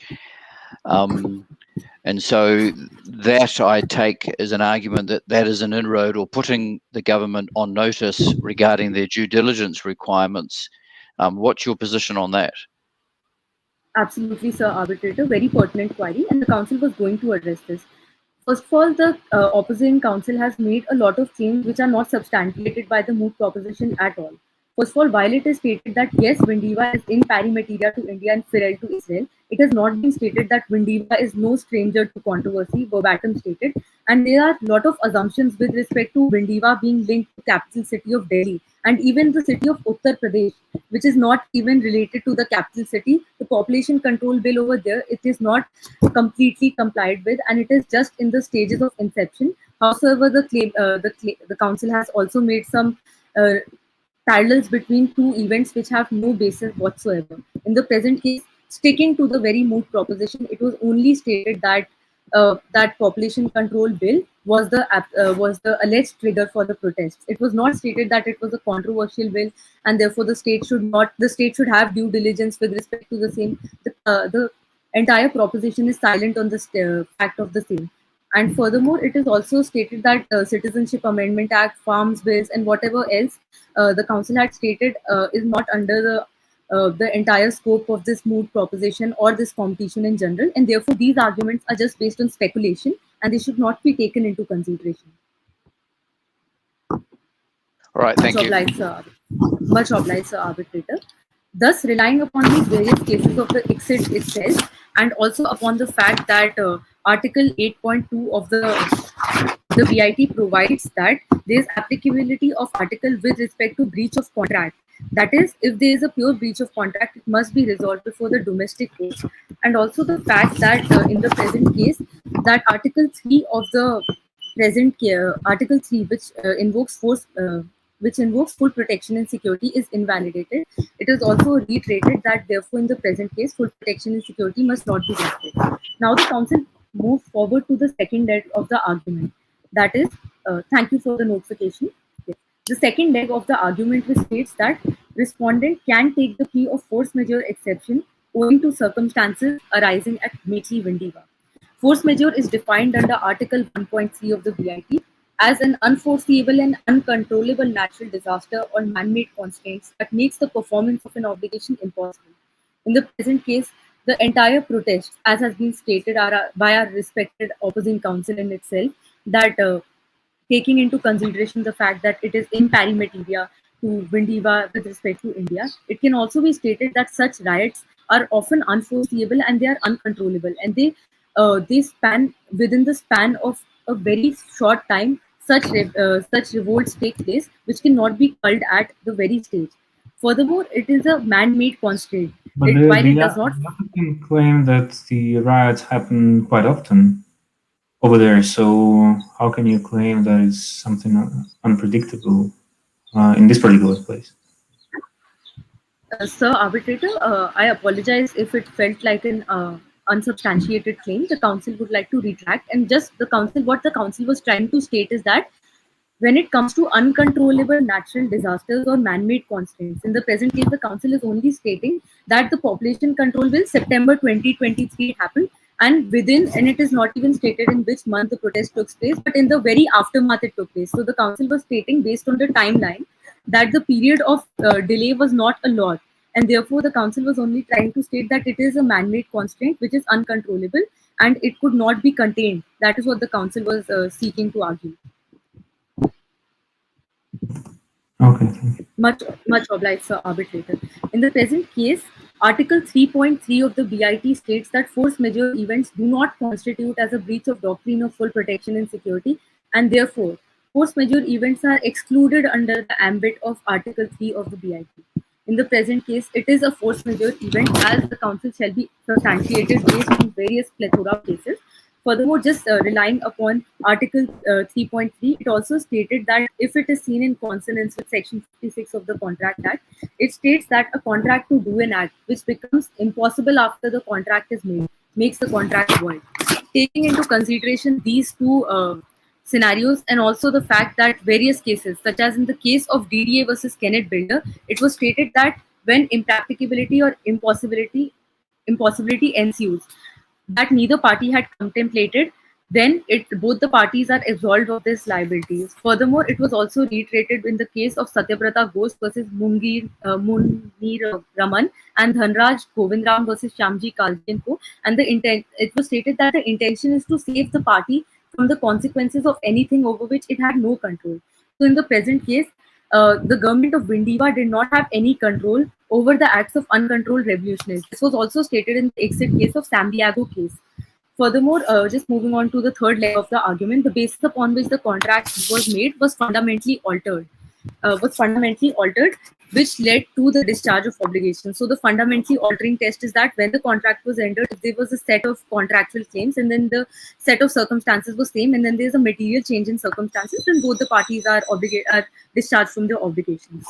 Furthermore, proceeding forward with the last issue with the council shall be dealing with, that whether with the Vindivan government was correct in interpreting the withdrawal of tax exemption. In the present case, yes, it is humbly contended that Vindivan government was correct in interpreting the withdrawal of tax exemption. This is contended on the basis of a threefold argument. Firstly, the legislature has the right to experiment in domestic economic matters as it is a prerogative of the domestic economy. Secondly, the notification is not discriminatory as there exists an intelligible differentia. And thirdly, the notification is not arbitrary. Firstly, with respect to the legislature has the right to ensure economic legislations in order to ensure stability in domestic matters. In the present case, in order to ensure domestic stability, the Make in Vindiva scheme was trying to attract investors. However, the same goes in with respect to Vindivan Nirbharta scheme. They wanted to make the country a self-reliance manufacturing hub. Thus, the government has the right to propose any notification with respect to the same. Secondly, the act of discrimination has not happened. Sorry, Council, Yes, on sir. this question of your right to regulate in matters of taxation. Don't you think that you need to exercise this right in a manner which is proportional to the public welfare you seek to achieve? Absolutely, sir. Your association is absolutely right. In the present case, yes, it has been done proportionately, as can be stated that I'll be relying upon the Moot proposition that states that page 7, last 5 lines, it stated that the IGST exemption which was granted, it was from 2019 to 2023. So that was the period of time where the government said that yes, here is your exemption, you can apply it. And after that, the government did not say that yes, we will keep renewing your exemption after 4 years, 4 years, 4 years. So what has happened is that the period expired and then the government did not renew the exemption. That's all. The government performed this part of the obligation. 4 years was guaranteed and 4 year has been done. What the claimant is being stating in the present case is that why isn't the period being renewed again and again? When the period of the BIT itself stipulates that only 4 years your contractual obligations is there, then the government has performed its part. With respect to domestic investors, they are completely different. They are governed under the Vindivan Nirbharta scheme, and this is only for domestic investors, that is Indian Vindivan companies. So what this is stating is that this is trying to protect the domestic investors. That is why the domestic investors are being granted an exemption, that yes, the exemptions are still there for them, but the international producers are being stated that yes, your contractual obligations we have complied with, we cannot extend it further, and no reasoning has been given for this. But that is precisely the point, Council, that you have a domestic scheme where you continue to extend these fiscal privileges to domestic investors, and you're not extending them to the foreign investors. So how is it that you're not discriminating between the foreign and the domestic investors? Absolutely, sir, arbitrator. Much pertinent inquiry. In the present case, Avron Group was the one that applied for the tender. Avron Group had done its due diligence before entering into the contract with Government of India. After the tender was agreed upon, Avron Group was zeroed in and selected. Avron Group had implied to the fact that 2019 to 2023, this is the period when the contractual claims will be followed. Government of India has done so, and there was no stipulation in the entire BIT that stated that an extension will be granted. Therefore, it is the fault of Avron Group that they did not do the due diligence before seeing. They could also. I understand. Sorry to cut you. I understand that. I understand that argument. But are you saying that after those 4 years, the country is free to do whatever it wants to do without worrying about the treaty obligations? Much obliged by your concern, sir. Howsoever, the Moot proposition is silent upon further actions of the same. It has just been stated that right now, temporarily, with respect to 2024, only one consignment of Avron Group, that is the January 2024 consignment, as stated from the last page, has been affected. It is not even talking about the long-term impact. It is just that Avron Group had to pay the lack of exemption, that is the normal price, because the fact that exemption was taken away. So there's not even any long-term damage. It's not stating that the state has taken an action long-term. So the Moot proposition is completely silent on that. I also clarify, so the claimant involved Article 7 on transparency, in particular that the other party should be given a reasonable opportunity to comment on proposed measures, such as the laws you're talking about. Do you have anything else to say apart from what you just mentioned? Yes, sir. The council. Yes. Much obliged, sir. Howsoever, also the council will just briefly summarize because I'm taking up the time of my co-counsel. So, Article 14 of the Constitution of India lays down two tests with respect to differential policy: rational nexus with objects to be achieved and intelligible differentia. As the council has argued time and again that there is no intelligible differentia with respect. There is an intelligible differentia with respect to the domestic investors, which are governed under a separate scheme, and the Vindivan counterparts. And furthermore, there is no rational nexus with objects sought to be achieved. Therefore, taking into consideration these two facts, that Avron Group's claim does not even meet the tests of Article 14 of Constitution of India, it is being humbly averred that the government made a valid classification, and the government has absolute rights to do so. The government has the right to take care of its economy and protect its economic interests. And also, it has and with that said, the council would like to pass on to the co-council to deal with issues 3 and 5.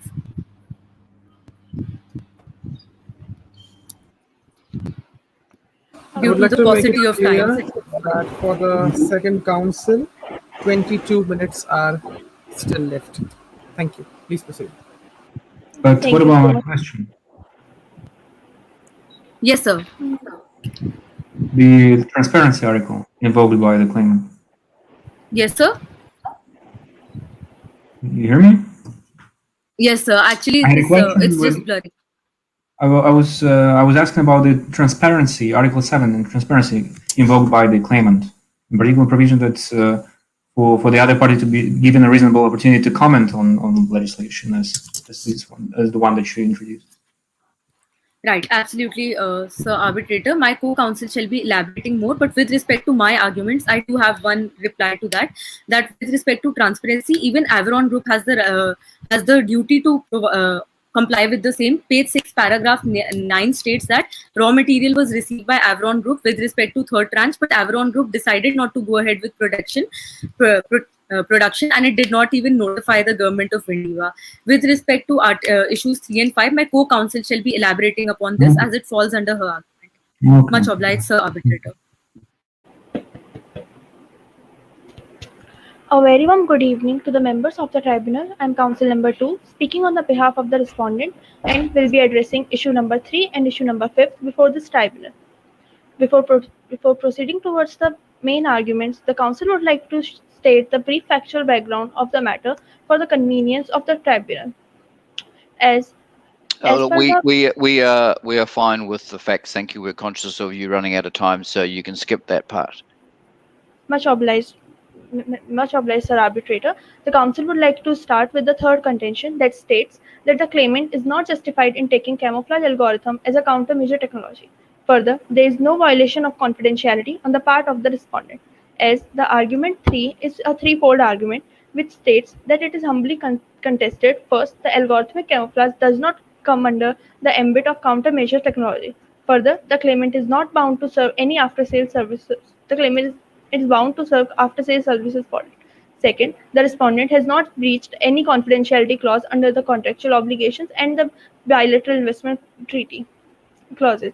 Further, it is contested that there is no violation of patented rights of the claimants on the part of the respondent. Proceeding with the first sub-contention, it is contested that in contemporary times, a UAV has become the perfect choice for the military usage.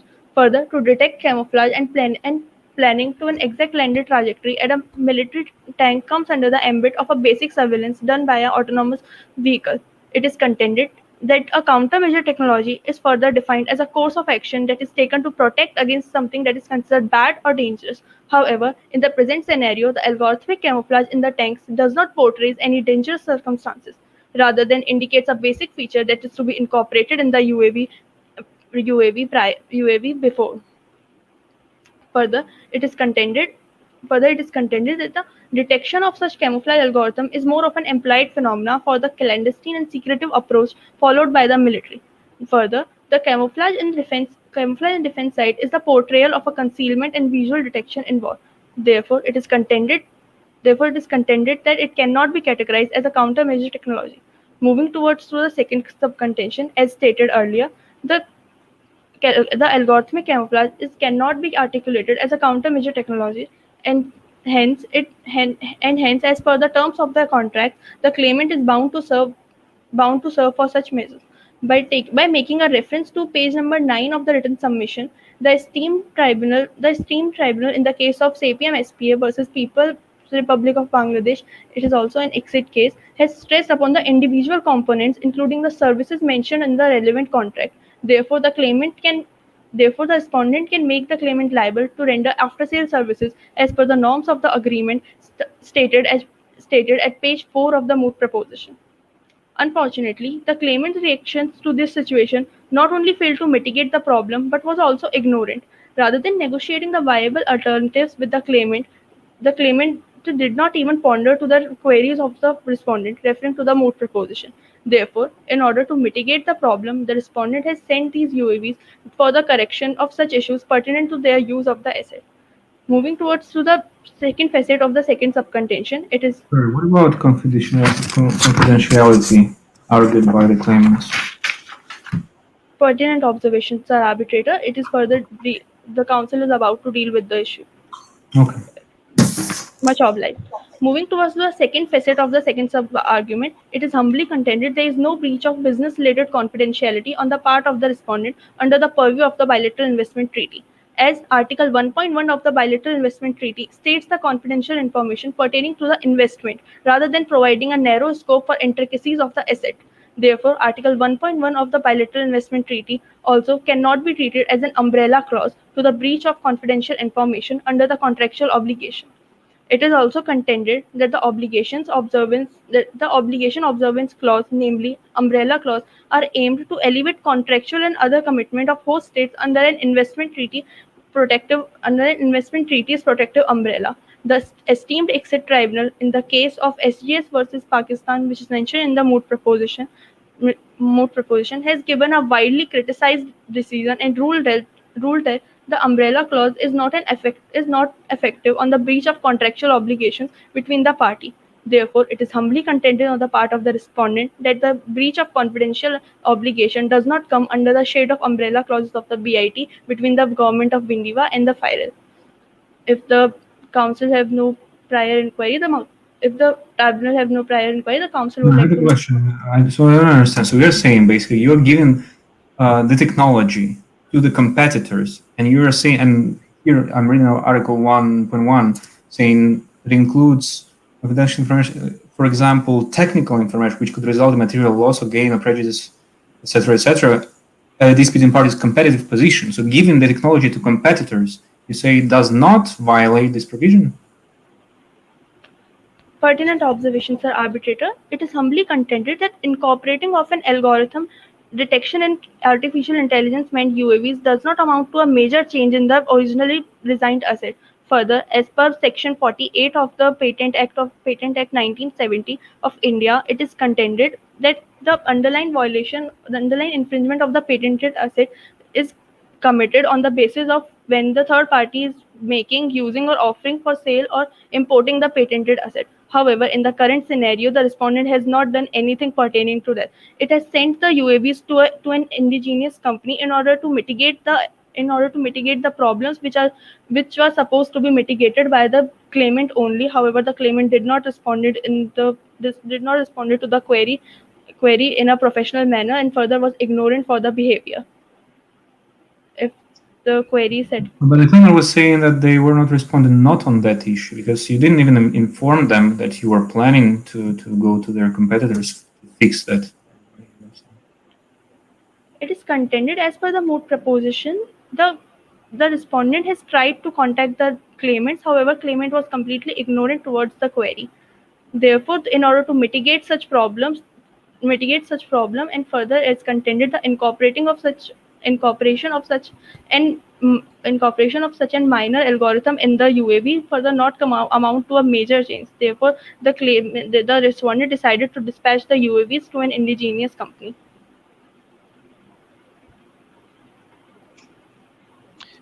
So are you accepting that there has been a breach of confidence? I'm not sure on that point. And my follow-up point, are you saying that only at the point in time that the competitor who has been handed $340 million worth of patented confidential information, there's only an issue if they choose to copy any of it? Is that what you were saying? Pertinent observation, Sir Arbitrator. However, the council is contesting that first it is contested that mere modification to the patented asset would not amount to the infringement of the patented asset.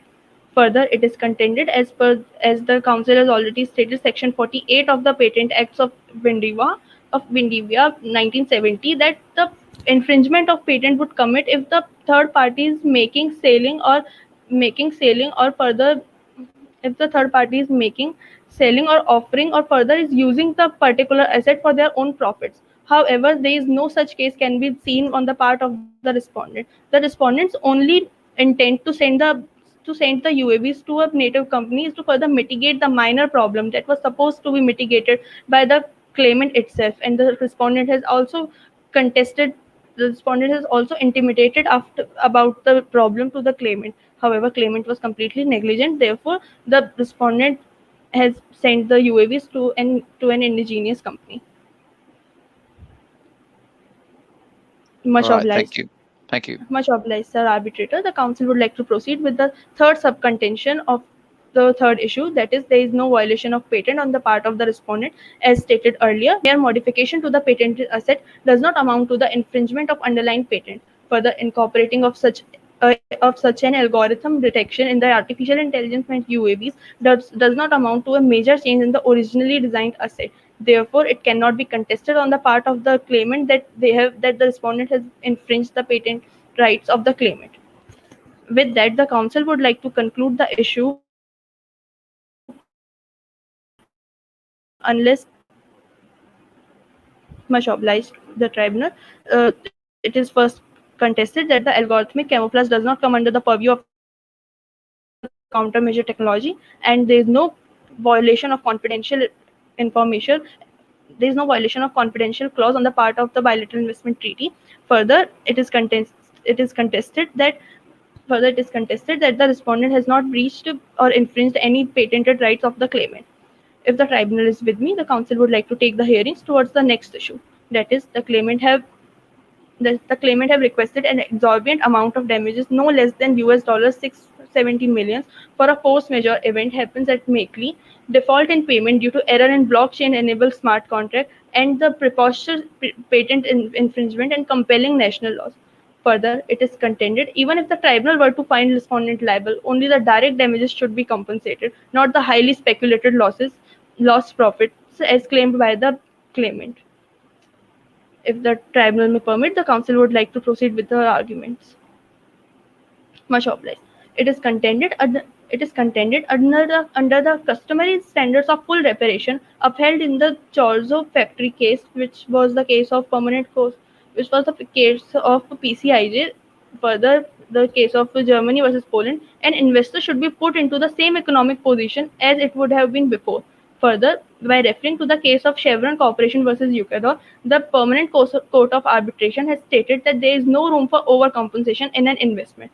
The council counters the request of calculation of damages on two bases. First, the claimant reliance of highly speculative cost, for which the council has relied on the model of discounted cash flow method for the loss profit calculation, is unjustified, and in the absence of sufficient evidence supporting future profitability for their platform. Instead, the only reliable method for valuation should be used is the asset-based approach, further the cost-based method.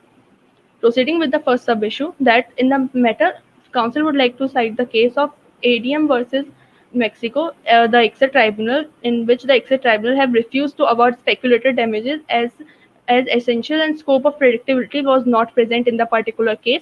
Further considered it to be an unsound model for the calculation of damages. As per the World Bank guidelines on the treatment of foreign direct investment, the DCF method, it should consist of two steps. First, the calculation of income stream and discounting it to the present value, and discount first of the But future this was income. established in this case, this criteria you're mentioning now. The council would like to please. The council apologetic. Would you Yeah, please? I was just clarifying. Has this been established in the case that you're citing? Pertinent observations, Sir Arbitrator. It is stated by the World Bank guidelines on the treatment of foreign direct investment, as the Okay. DCF method should include these two essentials. First, the future income stream of the particular investor, and second, discounting it to the present value to account for potential risk. By making a reference to the exit case of Hassan Audi Enterprise versus Romania, the tribunal had rejected the DCF as the assumptions were deemed to be too speculative, telling the Audi tribunal that Can you tell me quickly the facts of this case in particular? much pertinent observation, Sir Arbitrator. As per the facts of the case, the council is not very well versed with the facts of the case. However, the legality which was based and the specific language which was cited in the award was the application of DCF method is not justified, since there are uncertainties regarding the future income and costs of the asset and the investment. Therefore, Yeah, but why was it not justified? Or you don't know? the council would like to mention the brief analysis of the facts, the that the investments and the asset pertaining to the particular case was too speculative to calculate the compensation. Further, for the calculation of future profitability, future profitability, there should be a scope present to calculate about the asset cost and the further about the asset cost and further net profit of the asset pertaining to that. However, in the aforementioned case, there was no such situation available, and the tribunal held that it is too speculative to calculate the compensation on the basis of assumptions, and therefore it is held that the DCF method is not justified, as the proper estimation about the loss of the investment was not present in the particular case. Okay, thank you. Much obliged, sir arbitrator. And sorry to interrupt again, because I'm conscious of the time to move through this discounted cash flow method, because the claimants aren't seeking a DCF calculation on their losses. They're seeking 10% of their profits over a 5-year period, which is a fortunately simpler exercise. But what's your position on what they're seeking? That's 450 million of their claim. What's the respondent's position on that type of analysis of losses? Pertinent observations, sir arbitrator. The council was moving on to the particular calculation of full claimants. As furthermore, it will also come under the analysis of DCF method only, as it was specified in the exit case, as specified in the exit tribunal in the case of Asian Agriculture Product Limited versus Sri Lanka. The tribunal observed that to for the valuation of any speculated losses, there requires the prior presence on the market for at least 2 to 3 years, which is the minimum period needed to establish continuing business connections. However, in the present case, the facts were silent about any prior history pertaining to the sales assets of the claimant, and any prior history of the business related complexities of the claimant. Therefore, the claimant's claim of the 450 million can be nullified on the basis of the particular case cited before this tribunal. Further, if Mr. Arbitrator is justified, the council would like to move with her next issue. Yes, thank you. Much obliged, sir arbitrator. Furthermore, for such speculated losses to produce an accurate analysis, the claimant has to cumulatively show these 4 essentials. First, to show a sufficient history of profitability, as already mentioned. Second, to demonstrate the predictability of prices for its product, and C, the carefully assesses risk for the investment in the hosted, and D, the consider the average of best case and the worst case scenario of the profitability. However, the claimant blatantly ignore all these requirements in calculation of the compensation, and further, the claimant does not possess a vast history of profit generating on the asset in accordance with the settled judicial interpretation, as the facts about the same were silent in the Moot proposition. Therefore, it is contested before this tribunal. Instead of indulging into speculations promoted by the claimants, the tribunal should apply the cost-based analysis and further the reliable methods only. With this, if the tribunal is with me, the council would like to move towards the relief request. Much obliged, sir arbitrator. Much obliged, sir arbitrator. It is humbly requested before this tribunal to declare that the cause of action is a pure breach of contract and should be solved before domestic courts of Indivia. Further, to quash the claim of violation of doctrine of full protection and security, and declare that the circumstances fall under the exception of force majeure. Further, to declare that the algorithmic camouflage does not fall under a category of countermeasure technology, and declare that the respondent has not violated the confidential information and by dispatching a few UAVs to an indigenous company. Further, to declare that respondent has not violated the fair and equitable treatment as per the bilateral investment treaty clauses, and if any other order or relief seems fit by this tribunal in the eyes of justice, equity, and good conscience. It is humbly requested before this tribunal. It was a pleasure arguing before this tribunal. Thank you so much. Thank you. I would like to clarify that 3 minutes 45 seconds is accurately left for the respondent party. Thank you.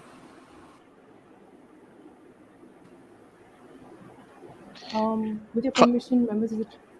Sorry, claimant, I was about to invite you to a rebuttal if you wish. Yes, Mr. Arbitrator, we would really like that. I'm going to start my Mr. Arbitrator and other members of the tribunal, today the opposing counsels have raised several issues with respect to the claimant's case. However, a lot of their issues are not sustainable and they must not be taken into consideration while making a decision in this regard.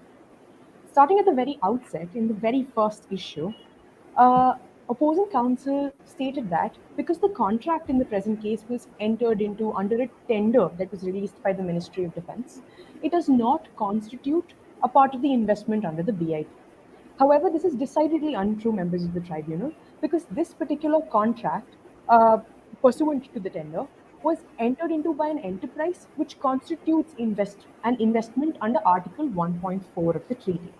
Additionally, under Article 1.4, Clause H of the Bilateral Investment Treaty, all other interests of the enterprise that have substantial economic and financial value to the enterprise are also covered within the definition of an investment. For that reason, this particular contract also falls within the same definition of an investment. Additionally, they try to convince you that no domestic remedies have been resolved. But as the members of the tribunal correctly pointed out, the question of whether domestic remedies were actually resorted to is ambiguous from the wordings of the proposition, and it's merely an interplay of semantics on which the opposing counsel has relied and must not be taken to be a solid contention on their part. With respect to the second issue, the opposing Sorry, counsel why? I didn't understand. Why do you say that they shouldn't be taken seriously? Mr. Arbitrator, as we saw in paragraph number 10 of the Moot proposition, we Yes. see that there was a failed domestic dispute resolution process for a period of 1 year. Under this, it is unclear whether all the different issues that were raised were actually taken to a court, to which court they were taken, to which tribunal they were taken, because all these things are ambiguous from a bare reading of the proposition. These are speculations that the opposing counsel is making, and they should not be used as a foundation for a solid argument. So you're saying basically that this tribunal, that it says in the problem, several representations before the tax appellate forums, including this IGST, there might have been other venues that. Mr. Arbitrator, I would like to direct your attention to the very next page that you are indicating. On page number 8 at paragraph 10, the first line states, after Yeah, I know that, but that's the response. That's what the respondent said. This means that this tax tribunal only. Mr. Arbitrator, that refers only to one particular issue, and it refers to what procedure was adopted up to a certain point in the dispute. What happened in this failed domestic dispute resolution process for 1 year is unclear from the proposition, and to make decisions on the basis of an assumption is not fair. With respect to issue 2, opposing counsel stated that the proposition is silent with respect to the nature of the population control bill. However, members of the tribunal, from the guidance note that forms a part of this proposition on page number 10, we see that the events that happen in the fictitious country of Vindhava reflect status quo as it is in India. So for this reason, all the legal developments and other events around those legal developments also apply in this case. Additionally, opposing counsel tried to resort to a provision under the Indian Contract Act to say that when there is a material change in circumstance, the government of Vindhava no longer has the obligation to provide full protection and security. However, this is an incorrect reliance, because in this case, we see that the Indian Contract Act cannot be used to apply an international investment instrument. The domestic law of Vindhava only applies for matters which concern domestic subjects of dispute and not an international treaty. One last point I'd like to make is with respect to the breach in confidentiality, opposing counsel says that only a minor change had to be made with respect to the UAVs to incorporate algorithmic camouflage. However, members of the tribunal, the role of a UAV is to collect visual data and then take decisions regarding attacking a certain target. On the other hand, the nature of algorithmic camouflage is to scramble visual data and not make it available to the UAV. So these are two features that directly contradict each other. For there to be for the UAV to be able to detect camouflage, for the UAV to be able to detect algorithmic camouflage, it needs to be altered in its very nature. And for these reasons, we stand by our case and we hope that you will agree with us. I'm sorry for overshooting my time. I thank you for your patience. Thank you. Abhivardhan sir, could you please put a notification just 1 minute before my time ends for speaking? Sure. Thank you. Thank you, sir. Thank you. Right. So, with the permission of respected arbitrators, I would like to proceed with the sir rebuttals. Could you work again? Much obliged, sir, arbitrator. Going on issue-wise, as my opposing counsel did. Firstly, the opposing counsel deliberated upon the subject matter, which is an investment. It is not contested that investment is the subject matter or not. Therefore, the opposing counsel is absolutely correct in stating that investment is a part of the investment is the subject matter, which in the present case, as we are arguing, is governed under the domestic contract. Furthermore, the opposing counsel put forward a fourfold test, and one of the tests was significance of development with respect to a product. So, in the present case, not even a single product of Averon has entered the market. Therefore, it cannot be stated that there is a significant development. Compiling and assessing the materials of the product is not a significant development. Therefore, this test is invalid. Furthermore, with respect to the Makeley incident and a lot of deliberations and comparisons between Makeley and the capital city of Delhi, and also the population control bill and various other things, even the courts have stated if such comparisons are to be drawn. In the state of Javed versus state of Haryana and Rajbala versus state of Haryana, there were some different cases with respect to population in a very way. Election, there was a criteria that election, a person cannot contest elections if they have more than 2 living children, and the constitutional validity of this act was challenged in the court, Haryana Panchayati Raj Amendment Act 1994, and the court upheld that. So if a reference is being made to the actual scenario, then yes, such legislations have been upheld by the courts of India, that is Windiva in the present case. Furthermore, the council also relied upon the case of AMT versus there. I would like to make Sir arbitrators well aware about how this is a misconstruction by putting forward the facts. In AMT versus there, two parties were there. The investment was subject to looting by Zair's armed forces. Zaire is the country. So the state's armed forces had looted the investment. And what the council over here is trying to say is that yes, state is absolutely liable. Over here, the state is involved, and that is why the state has to provide full protection and security, because the state's armed forces has looted them. So this is a case that should not be relied upon, as it is misconstruing the scope of the case. Furthermore, with respect to impossibility of performance, it is humbly reiterated that yes, it was still impossible for the government of Windiva to perform its part. Furthermore, in the present case, it was also stated with respect to the tender. Avron Group was the one that applied for the tender, and it was the part of Avron Group to do its due diligence before entering into the tender. The government of Windiva had invited applications. Avron Group accepted the terms of the contract, which was stipulated by the government of Windiva in the tender, therefore entering. Furthermore, the council also relied upon the case of AAPL versus Sri Lanka case. I would like to point the attention of Sir arbitrators on paragraph 48 of the judgment. The tribunal had rejected the parties' contention. So while they have relied upon a, thank you sir for the notification, while they had relied upon a principle, the tribunal has invalidated the argument. It is just a principle that was picked up from a case. Furthermore, there were a lot of assumptions regarding capitals, enterprises, none of which had any rational basis in the Moot proposition. Furthermore, relying on page 4, paragraph 5, Avron denied all forms of assistance, and page 6, paragraph 9, Avron Group received the consignment and raw material but decided not to go ahead with the production. It is also stated that Avron Group is the one that was trying to stall everything, and the cause of action, it has been stated on page 8 that only 6 months, line 4 or 5, that only 6 months took place and they sent the notice of dispute.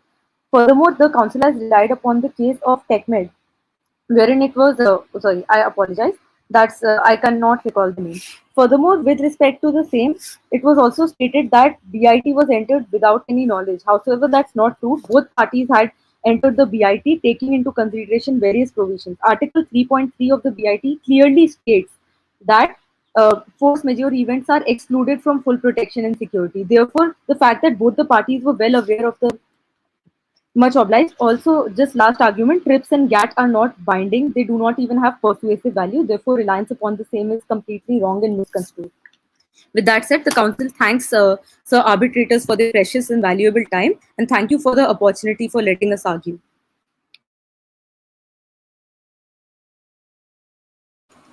Thank you. Mr. Arbitrators, I know that we're finished with our time, and this is just a humble request. Can I take quickly 30 seconds of the tribunal to just counter a few of the arguments raised in the sir rebuttals by my learned counsels? That's fine with me. Sure, 30 seconds. Thank you. Thank you. First and foremost, I would like to lay out that the ground on which the opposing counsels have based the rejection of our claims is by somehow stating that there is a a breach of a patent claim which has never been stated in our arguments. Therefore, their reliance on somehow getting patents involved here is totally unfounded, and the reliance on the Patents Act is completely unfounded. Secondly, my opposing counsel stated that only one of the consignments imported by the claimants has been affected. However, it is pertinent to note that the claimants were about to earn about 50 million from that consignment and were given a tax bill of 70 million US dollars. So like basic math, we're paying more tax on the import than we actually earning. So this how is this justified is completely out of the question. Secondly, and last argument that the Your council time like is to up, follow. counsel. The time is up. Thank you, thank you, thank you So very much. even Unless I you would want to seek, request more time. sir, I would also request just 30 seconds to equalize the chances between both the teams. I was Just just 30 talking seconds. to the counsel of the claimant, unless you wanted to finish your thought there. Sir, I had actually left one small point, so I would just like to finish my last argument last. No, I was talking to the claimant. Oh, I apologize. Because I stopped you there because your time was up and you were continuing. I just wanted to tell you your time's up. If you wanted to finish, I mean, you can request more time as far as I understand under the rules. But please proceed, the respondent. Right, sir. I apologize for the confusion. And I would also take just 30 seconds to equalize the chances. So starts now. So also the council has relied upon various WTO cases, WTO trips and GATS, which are all not binding at all, and they only have persuasive value. With respect to the claim that they are talking about the third party and the intellectual property rights, in the present case, there was not even a mere modification. It was just assessment of the product by the third party, which they have wrongly claimed to be a competing domestic producer, from where the word competing has they have got that is completely unfounded, and therefore it is just reiterated that the respondents would like to reiterate all their claims. With that said, thank you very much for your time. Time's up. Thank you.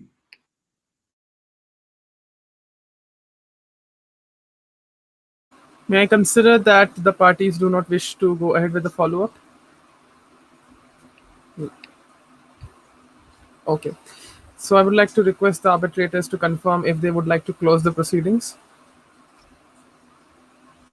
Yes, thank you. Sure, thank you. Indeed. Indeed. So the next process is that for the purposes of counting of the marks, the arbitrators are humbly requested to join a Google Meet link, which is Google Meet conference call, so that our team escorts you into a breakout room and we go ahead with the process of markings. The verbal feedback also can be given possibly, so the participants are also requested to join in. We will go for a 5 to 10 minute break online. We are sharing a link on the private chat. Please refer to the same, and I would request everyone to join there. The team, the OC will escort accordingly. Thank you. Sorry, just to clarify, we are taking a 10-minute break now and then rejoining on that link to do the marking? Yes, I would like to affirm on that as well.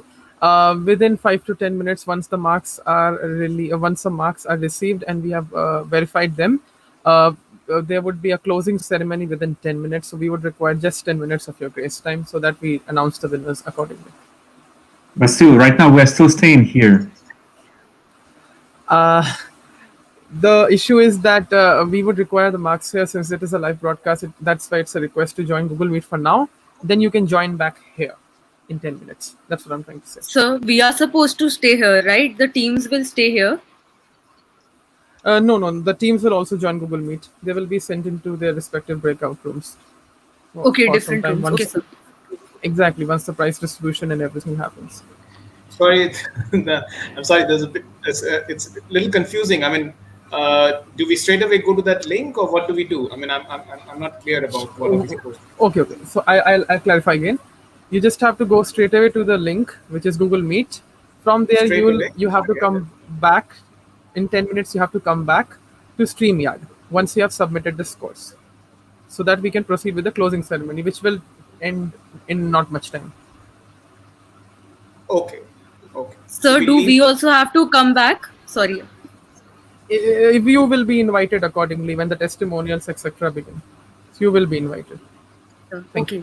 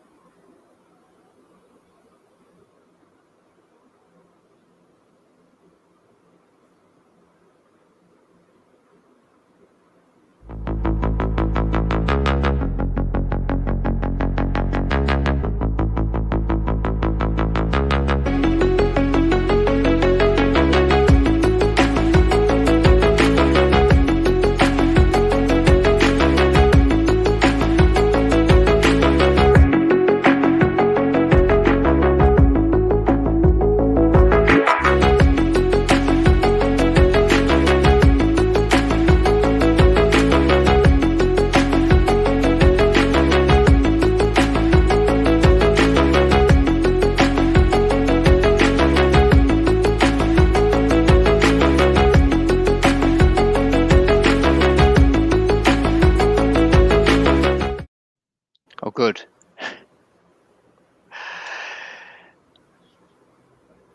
Excuse me, am I allowed to leave, Mr. Abhivardan? Sorry, can you repeat, please? Am I permitted to leave?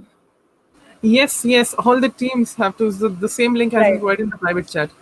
Right, I'm so sorry. Right. Thank Okay, you so very Ian, much. I'm leaving. No worries. Thank you, sir. Okay, thank you, sir. Thank you.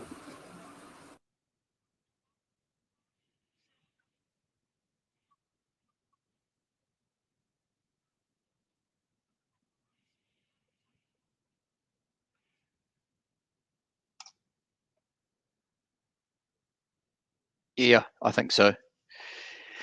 Um, shall we start with perhaps an indication of who we think which team wins and doesn't, and go from there?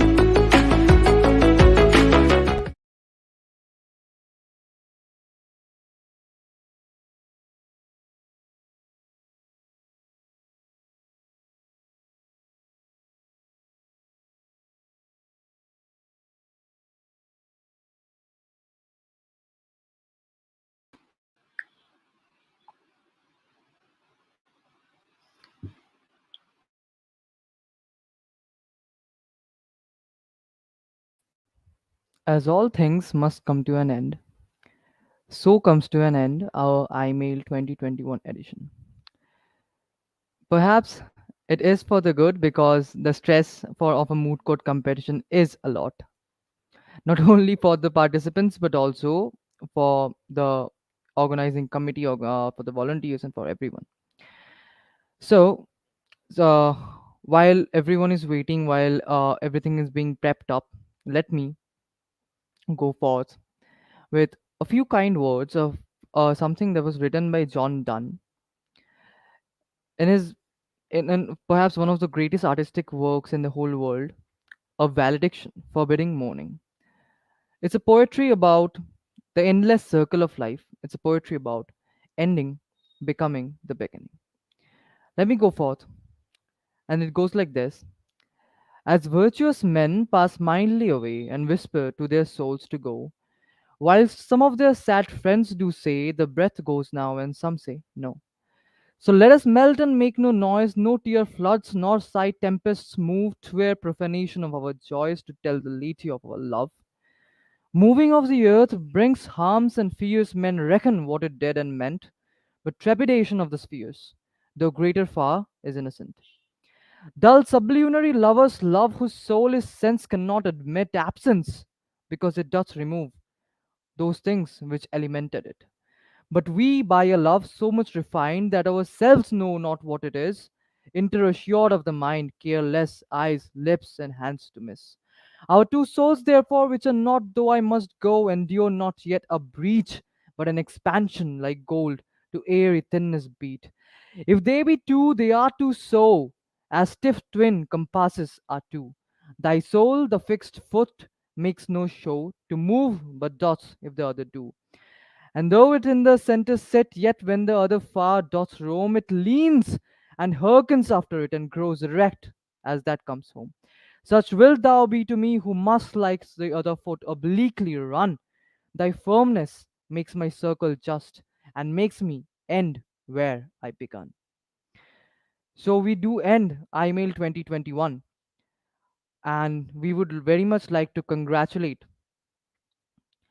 Team 2 Speaker 2 for being selected, sorry, Team 2 Speaker 1 for being selected as the best speaker in the claimant category. So, Team 2 Speaker 1, will you please break our oaths of secrecy and reveal your name and your college and your experience as to the whole mood competition? Absolutely a pleasure, Nidul sir. My name is Tamanna Gupta. I am currently a fifth year student at Rajiv Gandhi National University of Law, Punjab. And with respect to the experience over here, it was very well organized and the level of competition was tremendous. It was very difficult.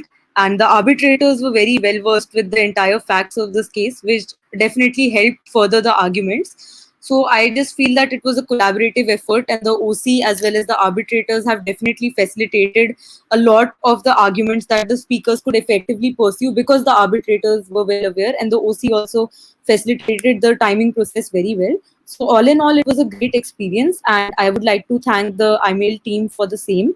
And I really look forward to further editions of the Mood just for viewing purposes, if only. But it was a very interesting round. Overall, I would like to thank the team. Thank you.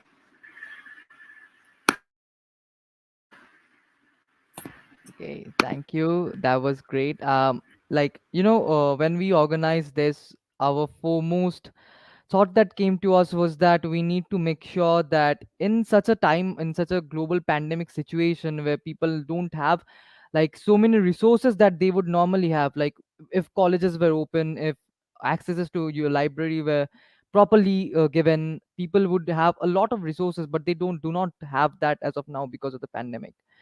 So we tried to make it as minimalistic as possible while having a certain amount of standard. So we do hope that you guys loved it, and we do hope that we will be able to make if not a better, at least the same standardized problem for the next year as well. So yeah, so congrats to you for being the best Thank you, claimant. sir. And I'm really looking forward to the next edition of the competition as well. And the level and Sure, sure. standard has been unprecedented. So thank you for the entire experience. Okay, thank you then. All right, team 2 speaker 1, you can leave. Team 2 speaker 2, would you please like to say something?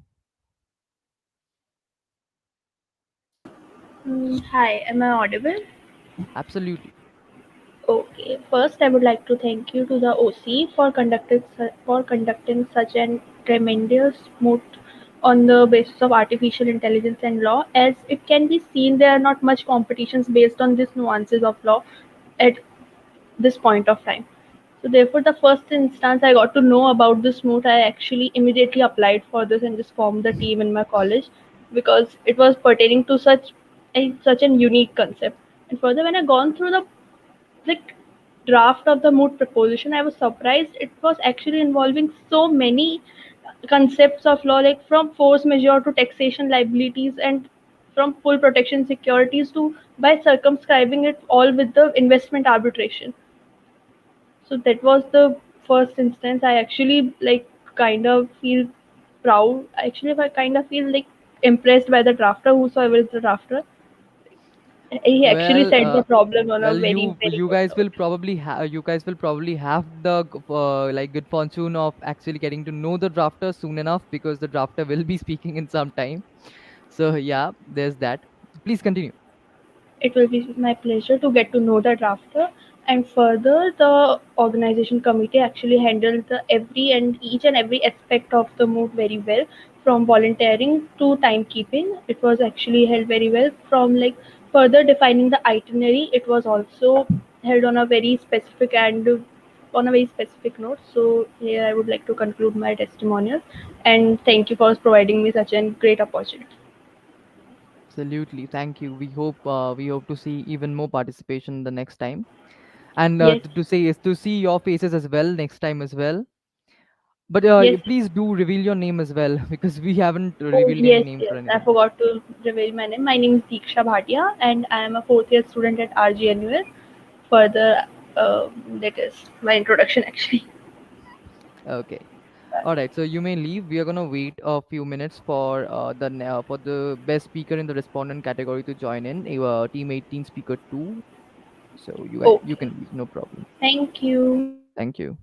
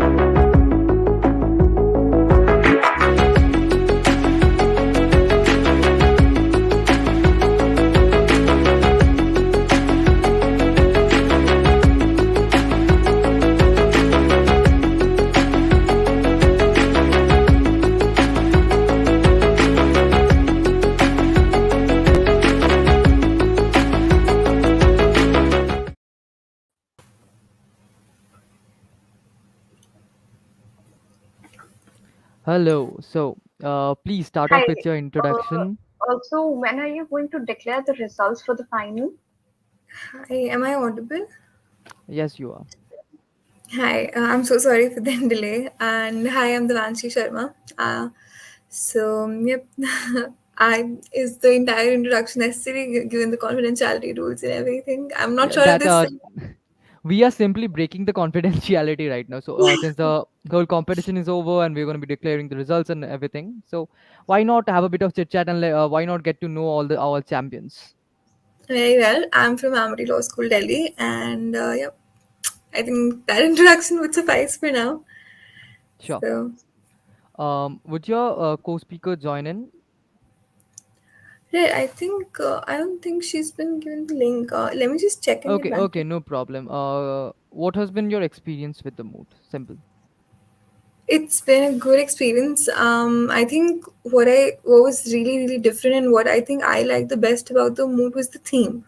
So investment arbitration. The mood essentially revolved around artificial intelligence and investment arbitration. Investment arbitration is a very nuanced field, and I was not. I mean, big institutions are still get to just like cover the whole specifics of the field, and yet the AIL just like covered it in a very beautiful manner, and because of that I got introduced to the field. I worked on the issues which revolved around the same, so I think that's what I like the best. And of course the organization skills and the assessors, everything was quite spot on.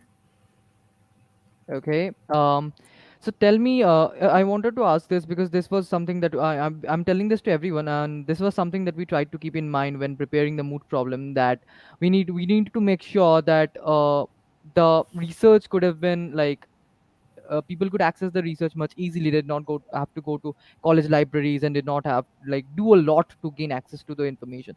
So how was the research for you guys? Like, was it difficult? Was it like mediocre? Was it easy?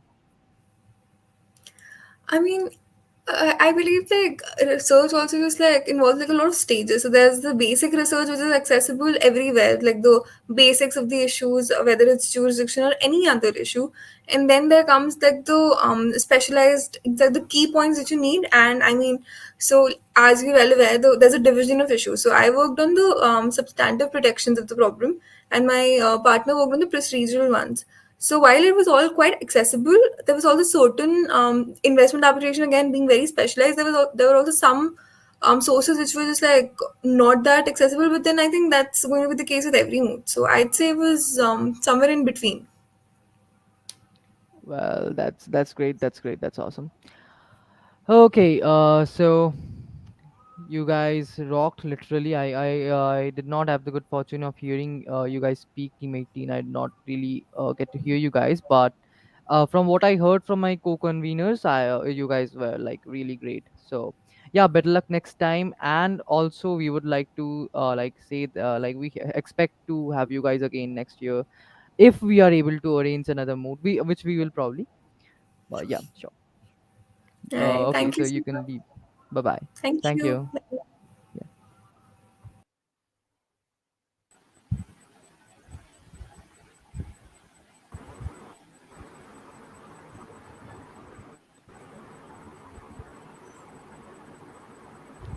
Okay, so we have with us right now the recipients of the Best Memo Awards.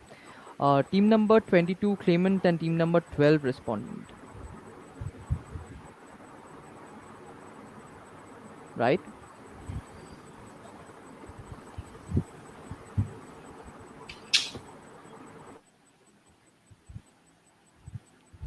So guys, please, I think one of you has already revealed their name, but yeah, please go on with your like go forth with your introduction and what has been your experience with the mood so far. Hello, I'm Paulami Sen, as you can see my name, pursuing LLB from Rajiv Gandhi School of Intellectual Property Law, IIT Kharagpur. So, first of all, I would like to thank the entire team of Indian Society of Artificial Intelligence and Law from the bottom of my heart for conducting this event in such a well organized manner. Due to the proper management and organization, we did not have to face any challenges which are usually faced during a virtual mode. And talking about the experience, it has been a great and enriching experience throughout. We are extremely honored and privileged to receive the award for the best memorial for respondents.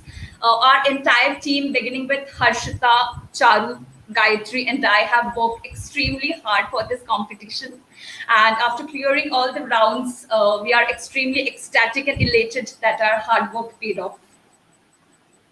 That's great. That's great. That's great. We hope to see you again next year as well. Please, the next speaker, can you Definitely. please? Definitely. Team 12 speaker 1. Please go ahead and say something. Like, what's been your experience, and please give a brief introduction of yourself as well. Hello, I am Harshita Agarwal and I am a final year law student of Rajiv Gandhi School of Intellectual Property Law. The main the main reason to select this moot competition for us was because it deals with artificial intelligence, and since we are all from the engineering background, it was really important for us to prove that we are here to do something on technology and law. So this mood competition was really enriching and very helpful, and we really learned a lot from here. Thank you. That's great. That's great. Like I think that's the most important part about a moot court competition. I see. You see, I myself am a mooter, and I myself am a student yet. So I believe it is that's something that we need to understand. That it's not only about winning. We can keep the winning restricted to our professional lives when we actually go out of college and actually practice. I think, in my opinion. But for moots, I think it's more about learning than about winning. So with that in mind, anyway, Team 12 speaker 2, please. Hello, everybody. My name is Gayatri Joshi. I'm final year law student in Rajiv Gandhi School of Intellectual Property Law. And this was the first moot I have experienced, and it was the first virtual moot as well. So it was a great experience with dealing with the problem. Actually, I'm from a pharmacy background, so this technical background thing was new for me. But we had a wonderful team, and I enjoyed the overall experience. And also, the feedback from arbitrators was really useful, and I think that will help us for the future. And everything was great. Thank you. Okay, so since you have an intellectual property background, you are probably a science background as well, and engineering background as well, and a pharmaceutical background as well. So I think I don't know. Maybe if you go into corporate law or commercial law, you might actually deal a lot of investment matters with regards to pharmaceutical technology and pharmacy, right? So I Yeah. think that you might have learned something from here as well. I hope I most certainly do hope so that you did. Team 12 researcher 1, please. Hi, I am Charu. So, first of all, I'm very, very grateful that I was a part of this event. Uh, of course, the memorial and the research was like the entire research, all my teammates contributed.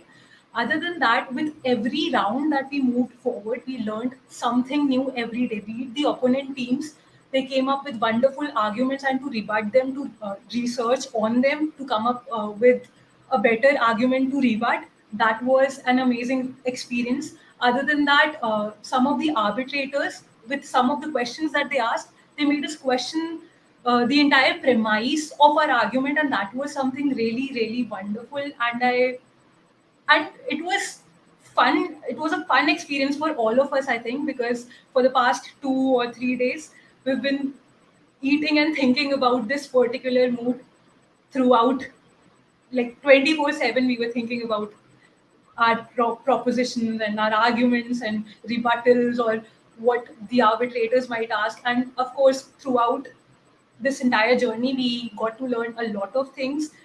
And yeah, I just want to thank you all to make us, like, to allow us to be a part of this event. And I'm also very, very thankful to all my teammates who were wonderful. And we even argued about amongst ourselves about the issues, and that was something I'll really cherish. Yeah, so that's all.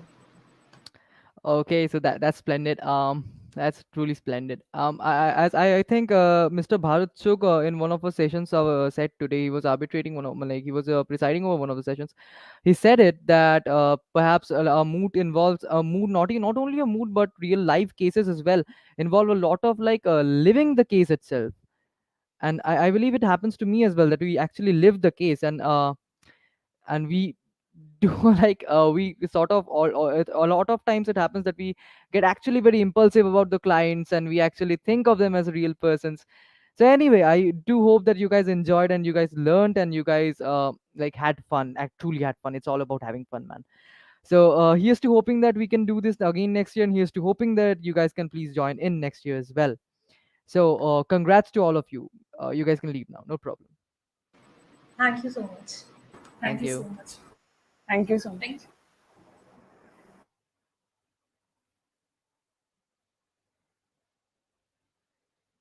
So we're gonna call our champions now. Just wait for a minute, guys. We're gonna be back in a few.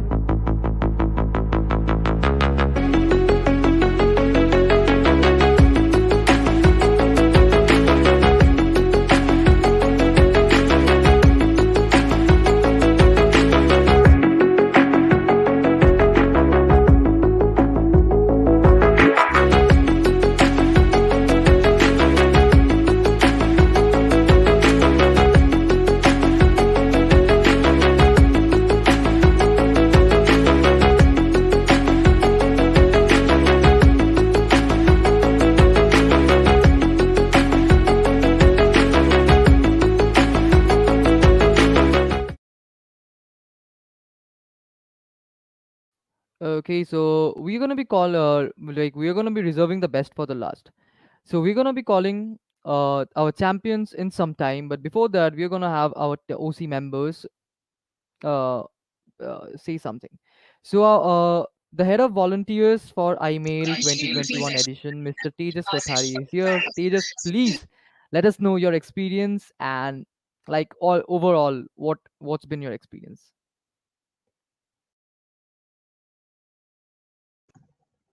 Hello, can you hear me?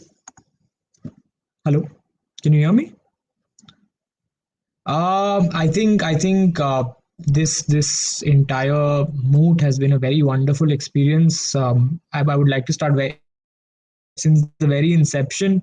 In fact, I mean, when we discussed this idea of having a moot on artificial intelligence law altogether, um, which was the first of its kind in India. I think this was a wonderful idea, and although I've been a part of iSail for a while now, but the way we began with even thinking about this idea and then discussing about who the potential arbitrators would be, contacting the teams, reaching out to the volunteers. It was a wonderful process, especially considering the fact that all of us are also, I mean, in a way, in certain ways, students, and we're also um, not that experienced, but definitely this was a brilliant experience to just be involved with this team and just work so closely. I think that is something that you won't often get in various organizing events. So just that whole thing was brilliant and wonderful. And I'm extremely content and satisfied that this event was super successful.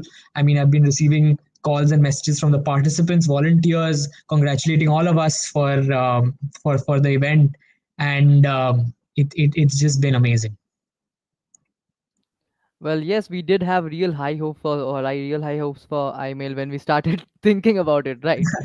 Yeah. Definitely. So yes, brother, I totally agree with you. Okay, so Tejas, with respect to, would you like and to say anything about the volunteers? Definitely. I think the volunteers deserve as much appraisal as do the OC members. Um, they've been splendid. Some of them have been. This is their first time that they're volunteering, and I think all of them deserve a special mention. So congrats to you guys. I think you have been the backbone of this entire event, and just coordinating with them, small things. Just they've been very reciprocative, and the way they've absorbed and learned from this experience has been wonderful. And I've had utmost pleasure in guiding them through in my personal capacity and working along with the team. So I think they deserve all the credit, and kudos to you guys. We're definitely looking forward to having you again for another event in the future. But thank you so much for your help, guys.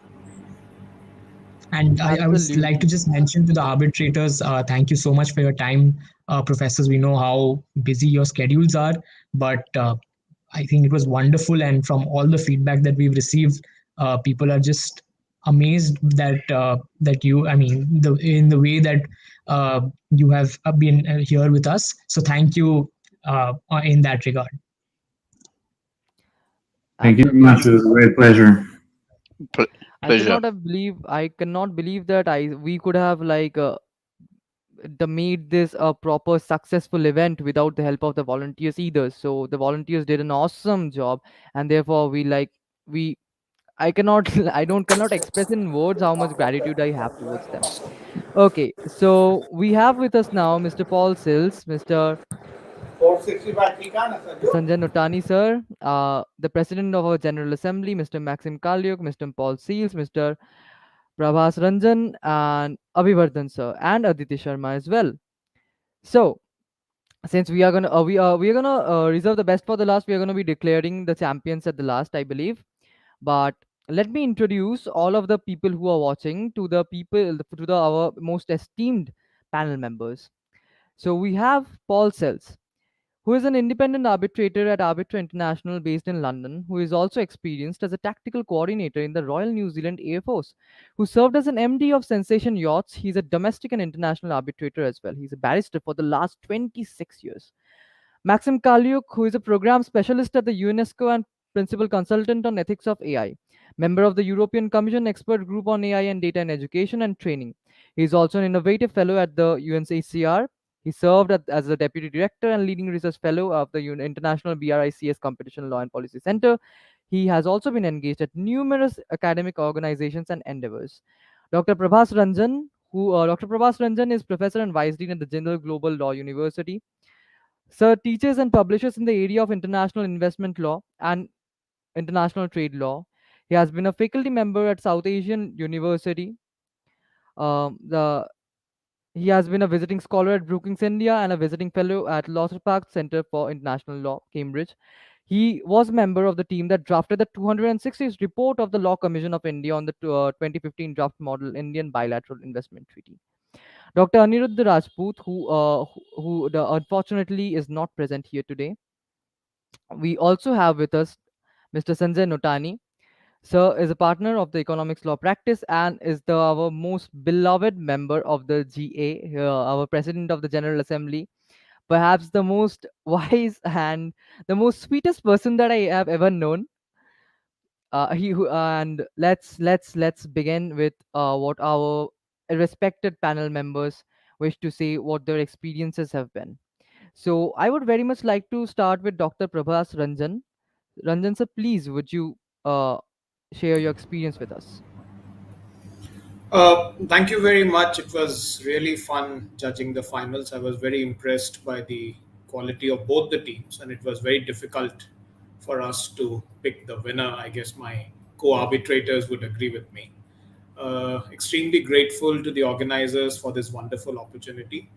Uh, when it comes to international investment law, I think India has come a long way. About 12, 13 years back, when I started doing research on this subject, nobody knew what international investment law is in India. And today, it's so wonderful to see young students making such good arguments on international investment law. So, as an academic working in this field, I really feel very, very good about it. So, thank you once again, and all the best to all the participants, irrespective of whether you win or lose. Thank you. Mr. Sanjay Notani, sir, please. Good evening. I think actually we saved the best for the last, given that we made I think two cutting edge topics today. What is being discussed? One is artificial intelligence, and Prabhash will agree with me that investment arbitration this week has been, as it is, roller coaster for India. And good to see these topics, both put together. And of course, congratulations to Abhivardhan and the team for putting out such a good problem out for people to discuss. I think full justice was done to the topic. And of course, I would like to thank the judges because it's basically not only the students, but the knowledge of the judges, the experience of the judges, which makes the moot court come out live on a topic like this. And there's nothing better than this. And of course, all the best to the winning team and to whoever has participated. And look forward to many more such moot courts in the future. Thank you. Absolutely, sir. We aim to do many more such moots in the future as well. Mr. Paul Sills, please. Thank you. Well, as an arbitrator, I looked on with great enthusiasm as to how everyone was going to argue what I thought was such a potentially complex set of issues with investor state, AI, and of course smart contracts thrown into the middle as well, just to test everybody. So, look, in what I've seen today, I've been extremely impressed at the way that the students have grappled with that, the way they've put together their material and structured their arguments. Some of them were relatively junior in their legal careers, I think in their second year at law school. So it bodes incredibly well for what the future will look like for dispute resolution, particularly in that sort of that arbitration in that complex international space. And of course, as the commentators were saying, it is a complex area to work in, and investor state material is incredibly complex, the issues that go into it. So it was a very realistic and a very hard problem for everyone to grapple with. And I have been extremely impressed with the quality of both the written material and the arguments that we have enjoyed today. So again, my congratulations to the winners. My commendations to everybody that took part. You've got great futures in the law. If you're interested in this space, you're working in the space that in arbitration and dispute resolution that will go from strength to strength, not just in India, but around the world. So a very enjoyable Sunday. Thank you very much for having me. Mr. Maxim Kalyuk, please. Thank you very much. Yeah, we can just agree with what has already been said. I mean, it was an amazing experience. I'm really happy to see such well-prepared teams with really passionate about what they are doing, about how well they did their research, how well they handled the questions, sometimes a bit provocative questions. And one thing was quite amazing also to see, because I also judged the semifinals, and I saw, I mean, the team that went to the finals, how they progressed already even from this morning. So it was interesting to see this dynamic as well. So it really shows that there is, I mean, of course you can always improve, and I can see that they can really improve if they manage to do this even in this short time. So this was really amazing to see. And myself, I participated when I was a student in various moot courts, and then I judged the moot courts and coached some teams. mean, it's really a great experience where I learned a lot, developed my skills in various respects, and I really hope this experience helps students and motivates students to study more and well, and just get a great career afterwards, become really great professionals. And from what I saw today, I mean, there is all the potential is there indeed. Thank you. Well, we do hope that all of the students have really enjoyed this competition, because as I was telling them earlier, it's not only about winning, is it? It's also about learning a lot, and it's also about having fun. Well, moots are also about having fun, right? So, with that in mind, on that note, I would like to call Avivardhan sir to deliver his vote of thanks to all our esteemed guests here. Well, I must say that the vote of thanks happened at the very, very tail end of the event, but we are doing the vote of thanks in a quick manner so as to ensure that the prize distribution starts without any further delay. So, of course, I'm grateful to all the arbitrators who judged the semi-finals, the final, and of course the quarterfinals as well as the preliminary rounds. There are so many reputed names to start with. Uh, so I would like to share two special messages of two important people who could not join in the meeting in this closing ceremony for 1 or 2 minutes. The one of them is Mr. Manohar Samal, a great friend of mine, professionally speaking, and also the key author of the mood problem. I'm also an author of the mood problem, but he also drafted the mood problem with me. So I'm sharing a testimonial from Manohar about the efficacy and the value systems related to the mood problem. So I am in a conversation with my friend Manohar, who and I drafted this moot problem for the Indian Moot on Artificial Intelligence in 2021. Uh, I would be much happy to talk a lot about this, but to keep it brief, Manohar, please explain uh, how does this moot problem inspire people not to just do mooting in private law, but also to understand the nuances of AI and law, and plus also from the perspective of research innovation, how people can think differently and do differently. So yes, the central purpose behind having this mood problem was to give participants an idea of how technology-related disputes can look like in the future, with also placing a lot of emphasis on commercial awareness. This is mainly because a lot of law students, up till the point of time they do not become lawyers, do not have the chance of getting a lot of commercial awareness. And this is why it's important that this is dispensed through clinical trainings like a moot court competition. So the central idea was basically to accommodate this. And I just hope that we've succeeded in doing this. Indeed, I appreciate that. From a Yeah. very substantive point of view, if we see the purposes of what ISAIL entails, I think the best part of this moot problem is it's kind of a combination of different understandings of technology ethics as well, because Yes. issues which are under the moot Correct. problem, they cannot be dealt without that paradigm of understanding. And in India, in India, and not just India, of course, we invited foreign colleges as well. But beyond India, of course, we wish to give a competitive edge to something known as moot court. And yes, as we move ahead with the further editions, let us see how this develops. So, Manoj, thank you so much for giving me your auspicious time, and it has been a pleasure. Thank you. Very welcome.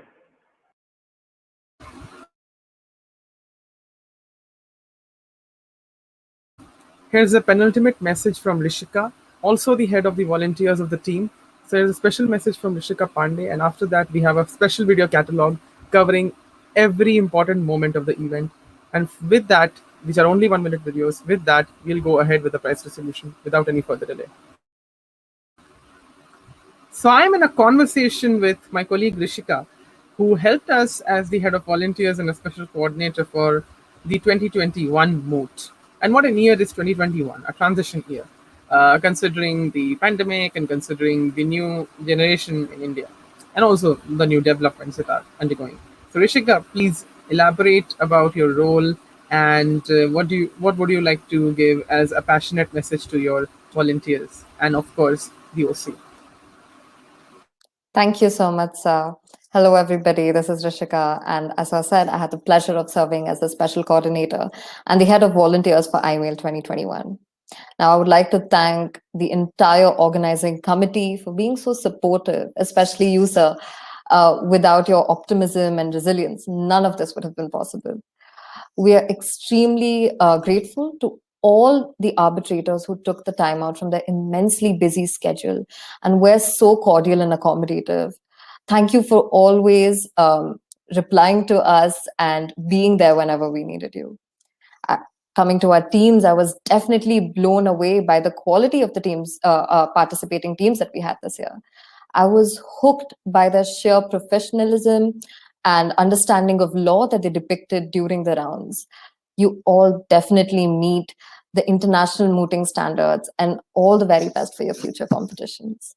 Last but not the least, I would like to thank the backbone of this competition, our volunteers. Thank you for being there at our beck and call, and you're a huge part of the reason why this competition was a success. Special thanks to Pankri, Esna, Deva, Aparna, Atika, Riti, Manvi, and Neha. It was a pleasure working with all of you.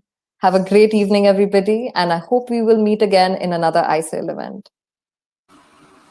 Thank you so much, Rishika. That was really a delightful message.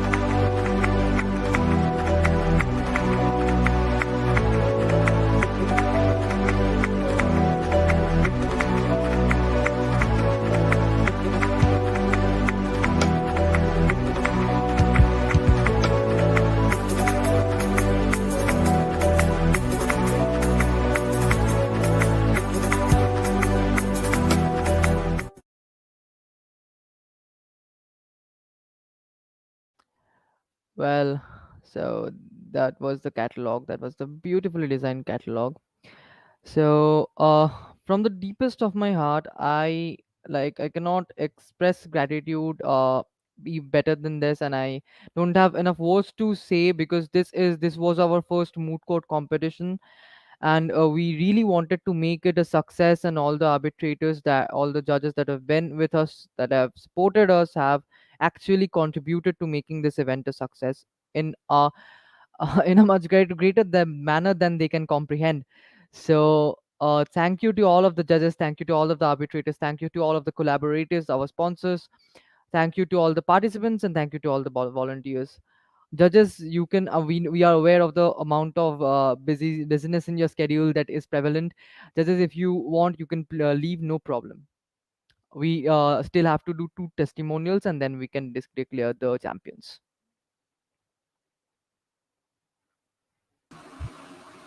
I would suggest that the testimonials can be done afterwards, once the prize distribution happens. So we can proceed with the prize distribution right away.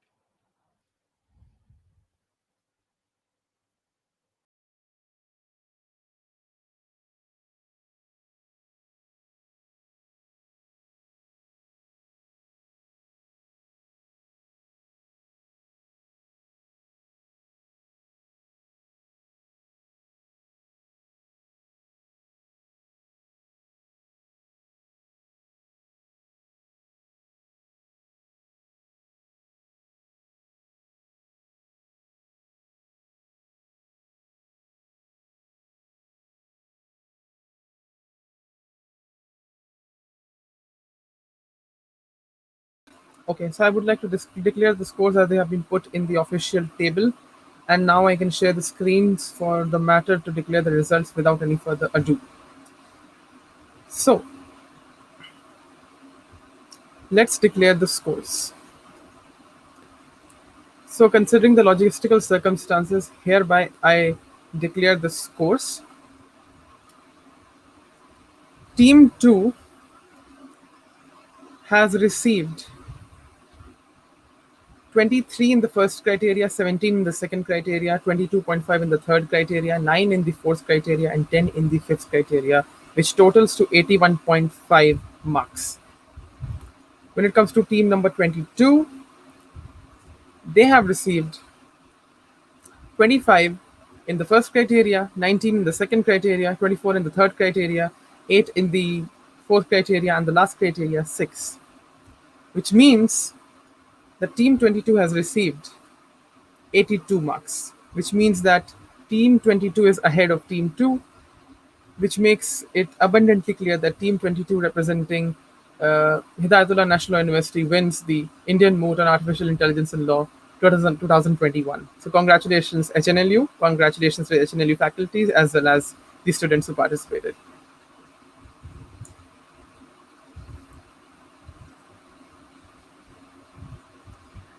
I believe, sure. I believe one of the representatives was here, so congratulations for that. We congratulate the team of HNLU. We also congratulate RGNUL for the same, for being the runner-up. As far as the benefits are concerned, the benefits have been mentioned in the website. Otherwise, the winners and the runners-up team will also be given internship opportunities. The specifics of it will be explained. It's an offer by Economic Laws and Practice through a point of contact, and we will also get back to them on that. Further, we will ship certain special gifts as part of merchandise to the winners, runners-up, and the other 4 qualified winners, which is the best speakers and the claimant memorial and the respondent memorial winners. That also includes the 7th new category, which is the best researcher group. So we also congratulate RGNUL for becoming the runners-up of IMail 2021. With this, Pradotpal, you can go ahead with the testimonials, and I would request arbitrators, since much time has gone. I would like to thank Maxim and Paul for their presence. I believe Professor Ranjan did not stay for long. However, we are grateful towards Professor Ranjan and Mr. Notani for his stay in the closing ceremony. So thank you so much, Maxim. Thank you so much, Paul, for your presence, and it has been a pleasure having you. Thank you. It was a pleasure is all mine. Yeah, thank you very much.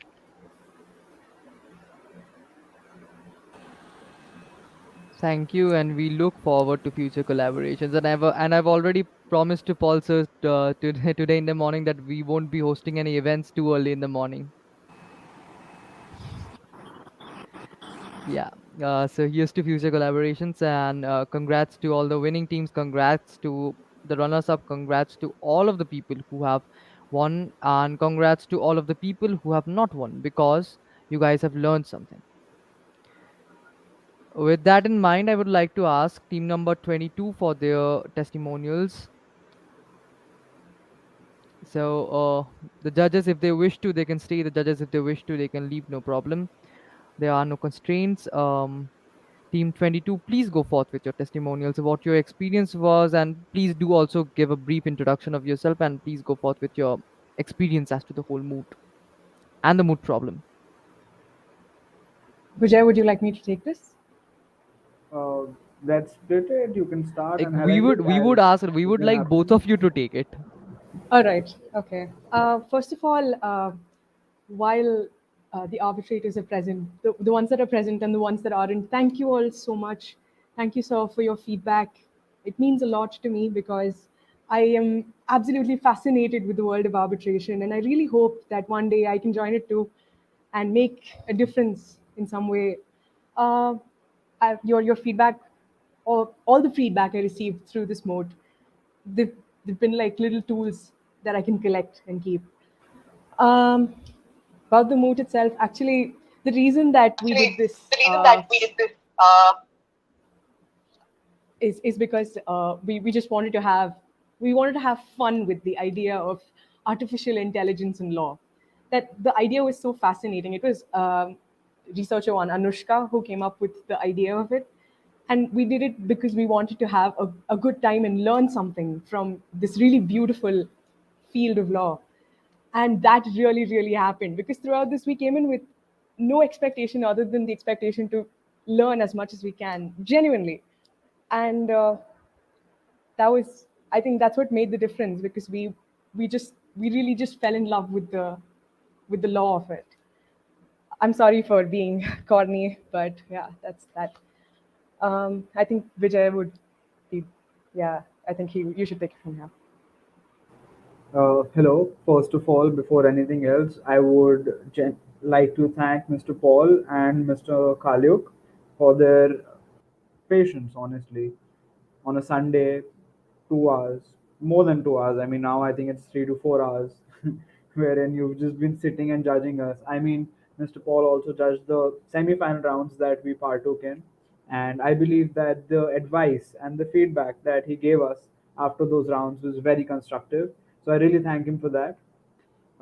As Amrutha rightly pointed out, we did not do this moot with a purpose to win it. We actually wanted to understand as to where the future of artificial intelligence and law is. Just have fun with the idea, just understand what the issue is. And I believe that that has been a reason as to why we weren't panicked, or I don't know, but it's been a it's been a really enjoyable ride these 3 days. We've slept, we woken up with the idea of artificial intelligence and law. And I mean, in no small terms, I thank the researchers, because breaking down the issues in the manner they did with respect to the rebuttals, there was a lot of effort taken by them to do the same.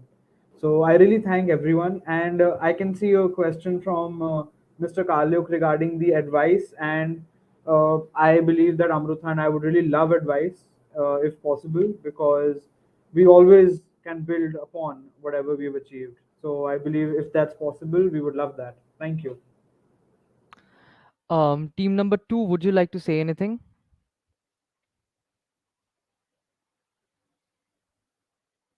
Team number 2, is anyone here from team number 2?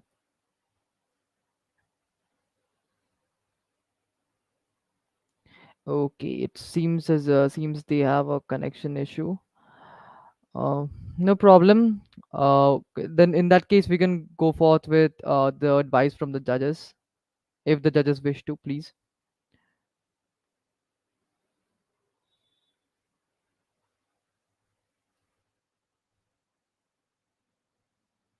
Well, maybe I'll jump in and prompt you.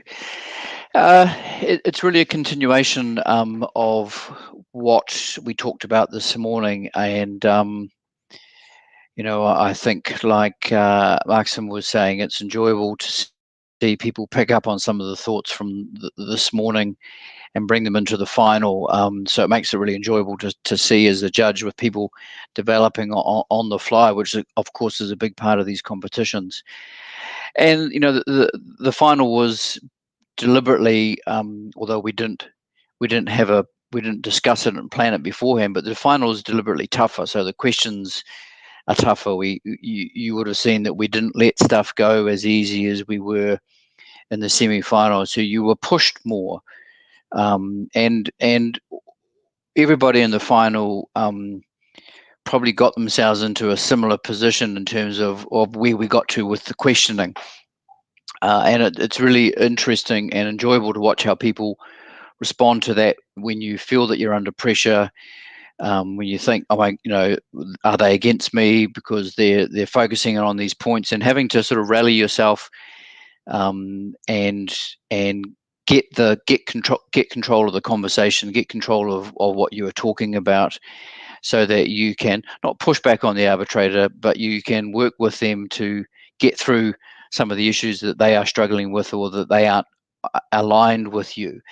And so, it was really interesting to watch everybody sort of take that tougher line of questionings and how you were going to respond to it, how you're going to deal with it, how you were going to, if you ended up with 5 minutes on something that you hadn't planned to talk on, how you're going to get yourself back into the flow of your submissions, because you've done these submissions both sides a few times now. So it's not about knowing the argument anymore. It's about how well you can represent and present the arguments that you have been practicing over the last few days. So really, really enjoyable. Just, what can I recommend? Take all of these opportunities to do these moots. Ones like this, whatever else you can get your hands on. Both Maxim and I have, done plenty of them over the years around the world and stuff. They are great opportunities to learn, to develop your own skills, to get a better understanding of how you are as an advocate. How do you best present yourself? How do you best present your client's interests, which are key ingredients of finding your way. So keep developing those skills. You've all done incredibly well. Both teams, well, the semi-finals and the finals today have been really, really enjoyable.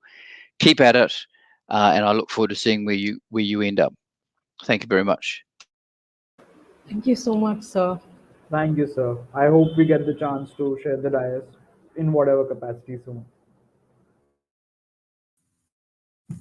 I'll say a few words as well. Yeah, I mean, once again, really great job. We did really well. I mean, it was very impressive. And just a few things. I mean, you already are very good. I mean, of course, there is a room to improvement always, and you should be improving all the time.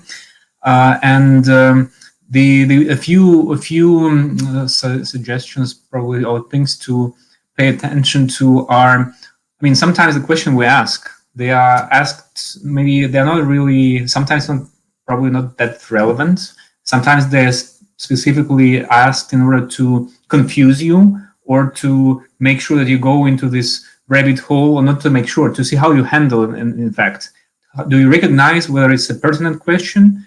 And if it's not, are you able to go around it and not to go into a rabbit hole or something like that? So, I mean, you see, I mean, there are different ways how to test you, basically. So you should be aware of that. Sometimes you dealt well with that, sometimes not that well, but I mean, just to be aware of that. Also, in terms of, I mean, one of the things I'm talking about the winning team now, one of the things is about time management, because it seems like it's one of the areas where we should improve. I mean, the great thing what you did in general, it was teamwork. I mean, it was really what kind of was really playing in your favor is how you were well balanced in the team, which was very good. And the thing, but working on time management should be improved in the sense that you spend quite a lot of time explaining very simple things, while you could have spent time explaining really strong arguments or developing strong arguments. This is a thing to think about. And also, when you run out of time, it's okay to ask for more time. But if you are told that you ran out of time, I mean, by the timekeeper, you should stop and just, okay, I see my time is over. May I finish my sentence? Or if you want to request more time, go ahead. But you shouldn't normally just continue when your time is over, because yeah. So these are kind of things to keep in mind. For the also the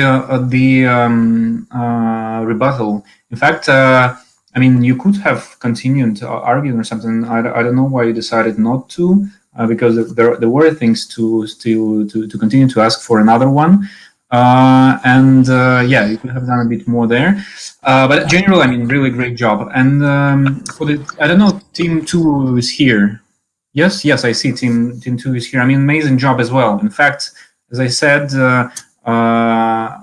it was really a hard decision. Team 2 did really well, especially the survey battle. I mean, it was done really well. Very good at picking at particular, let's say, mistakes or misinterpretation, something on the other team. So it was very well done. So thank you for that. One thing to work on is indeed on teamwork, on the balance between the two speakers, and also handling under the pressure.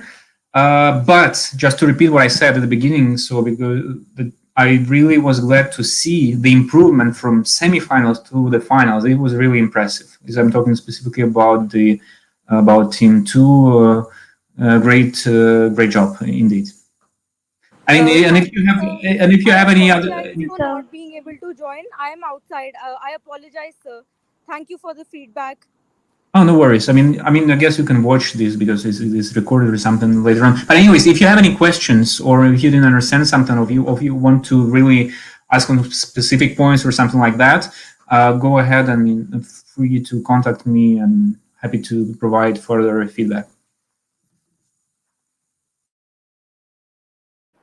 Thank you so much, sir, for your feedback. It really your analysis it means a lot to us because through a lot of this we went quite unstructured, and only as we practice, like you said, the scope for improvement is just limitless. So with each practice, you only get better, and that's something that I will really take away from this. Thank you so much for putting it into words. Thank you so much, sir. Thank you. Well, with that, if anyone wishes to say anything else, they can please go ahead. Am I audible? Yes. Yes, first of all, I would just like to thank all arbitrators, sirs, for the very valuable feedback. Thank you so much for the experience. I heard through the feedback, and there were some internet issues in between, which is why I apologize for not being able to join. And apart from that, it was a great experience. So I would definitely incorporate that feedback. Thank you so much, sir.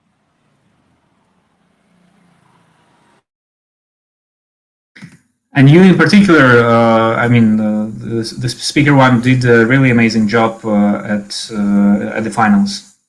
We all arbitrators recognize that. Thank you, sir. Thank you, sir. Well, on that note, we are going to be ending. So I would like to call, Deputy Convener for the IMail 2021, would like to call upon our convener for the IMail 2021, Abhivardhan sir, to come aboard and conclude our event for this year. So if you please. Thank you so much, Pradipal. With utmost mirth and satisfaction, I, Vivardhan, the convener of the Indian Moot on Artificial Intelligence in Law 2021, declare that the event is closed. And as since the event is closed, we will have the second edition of this Moot Court, maybe in some time next year. So thank you so much, everyone who watched this live stream. We're ending the live stream in a while. And till then, do follow Internationalism Global Podcasts. Never be the same. Know the world beyond.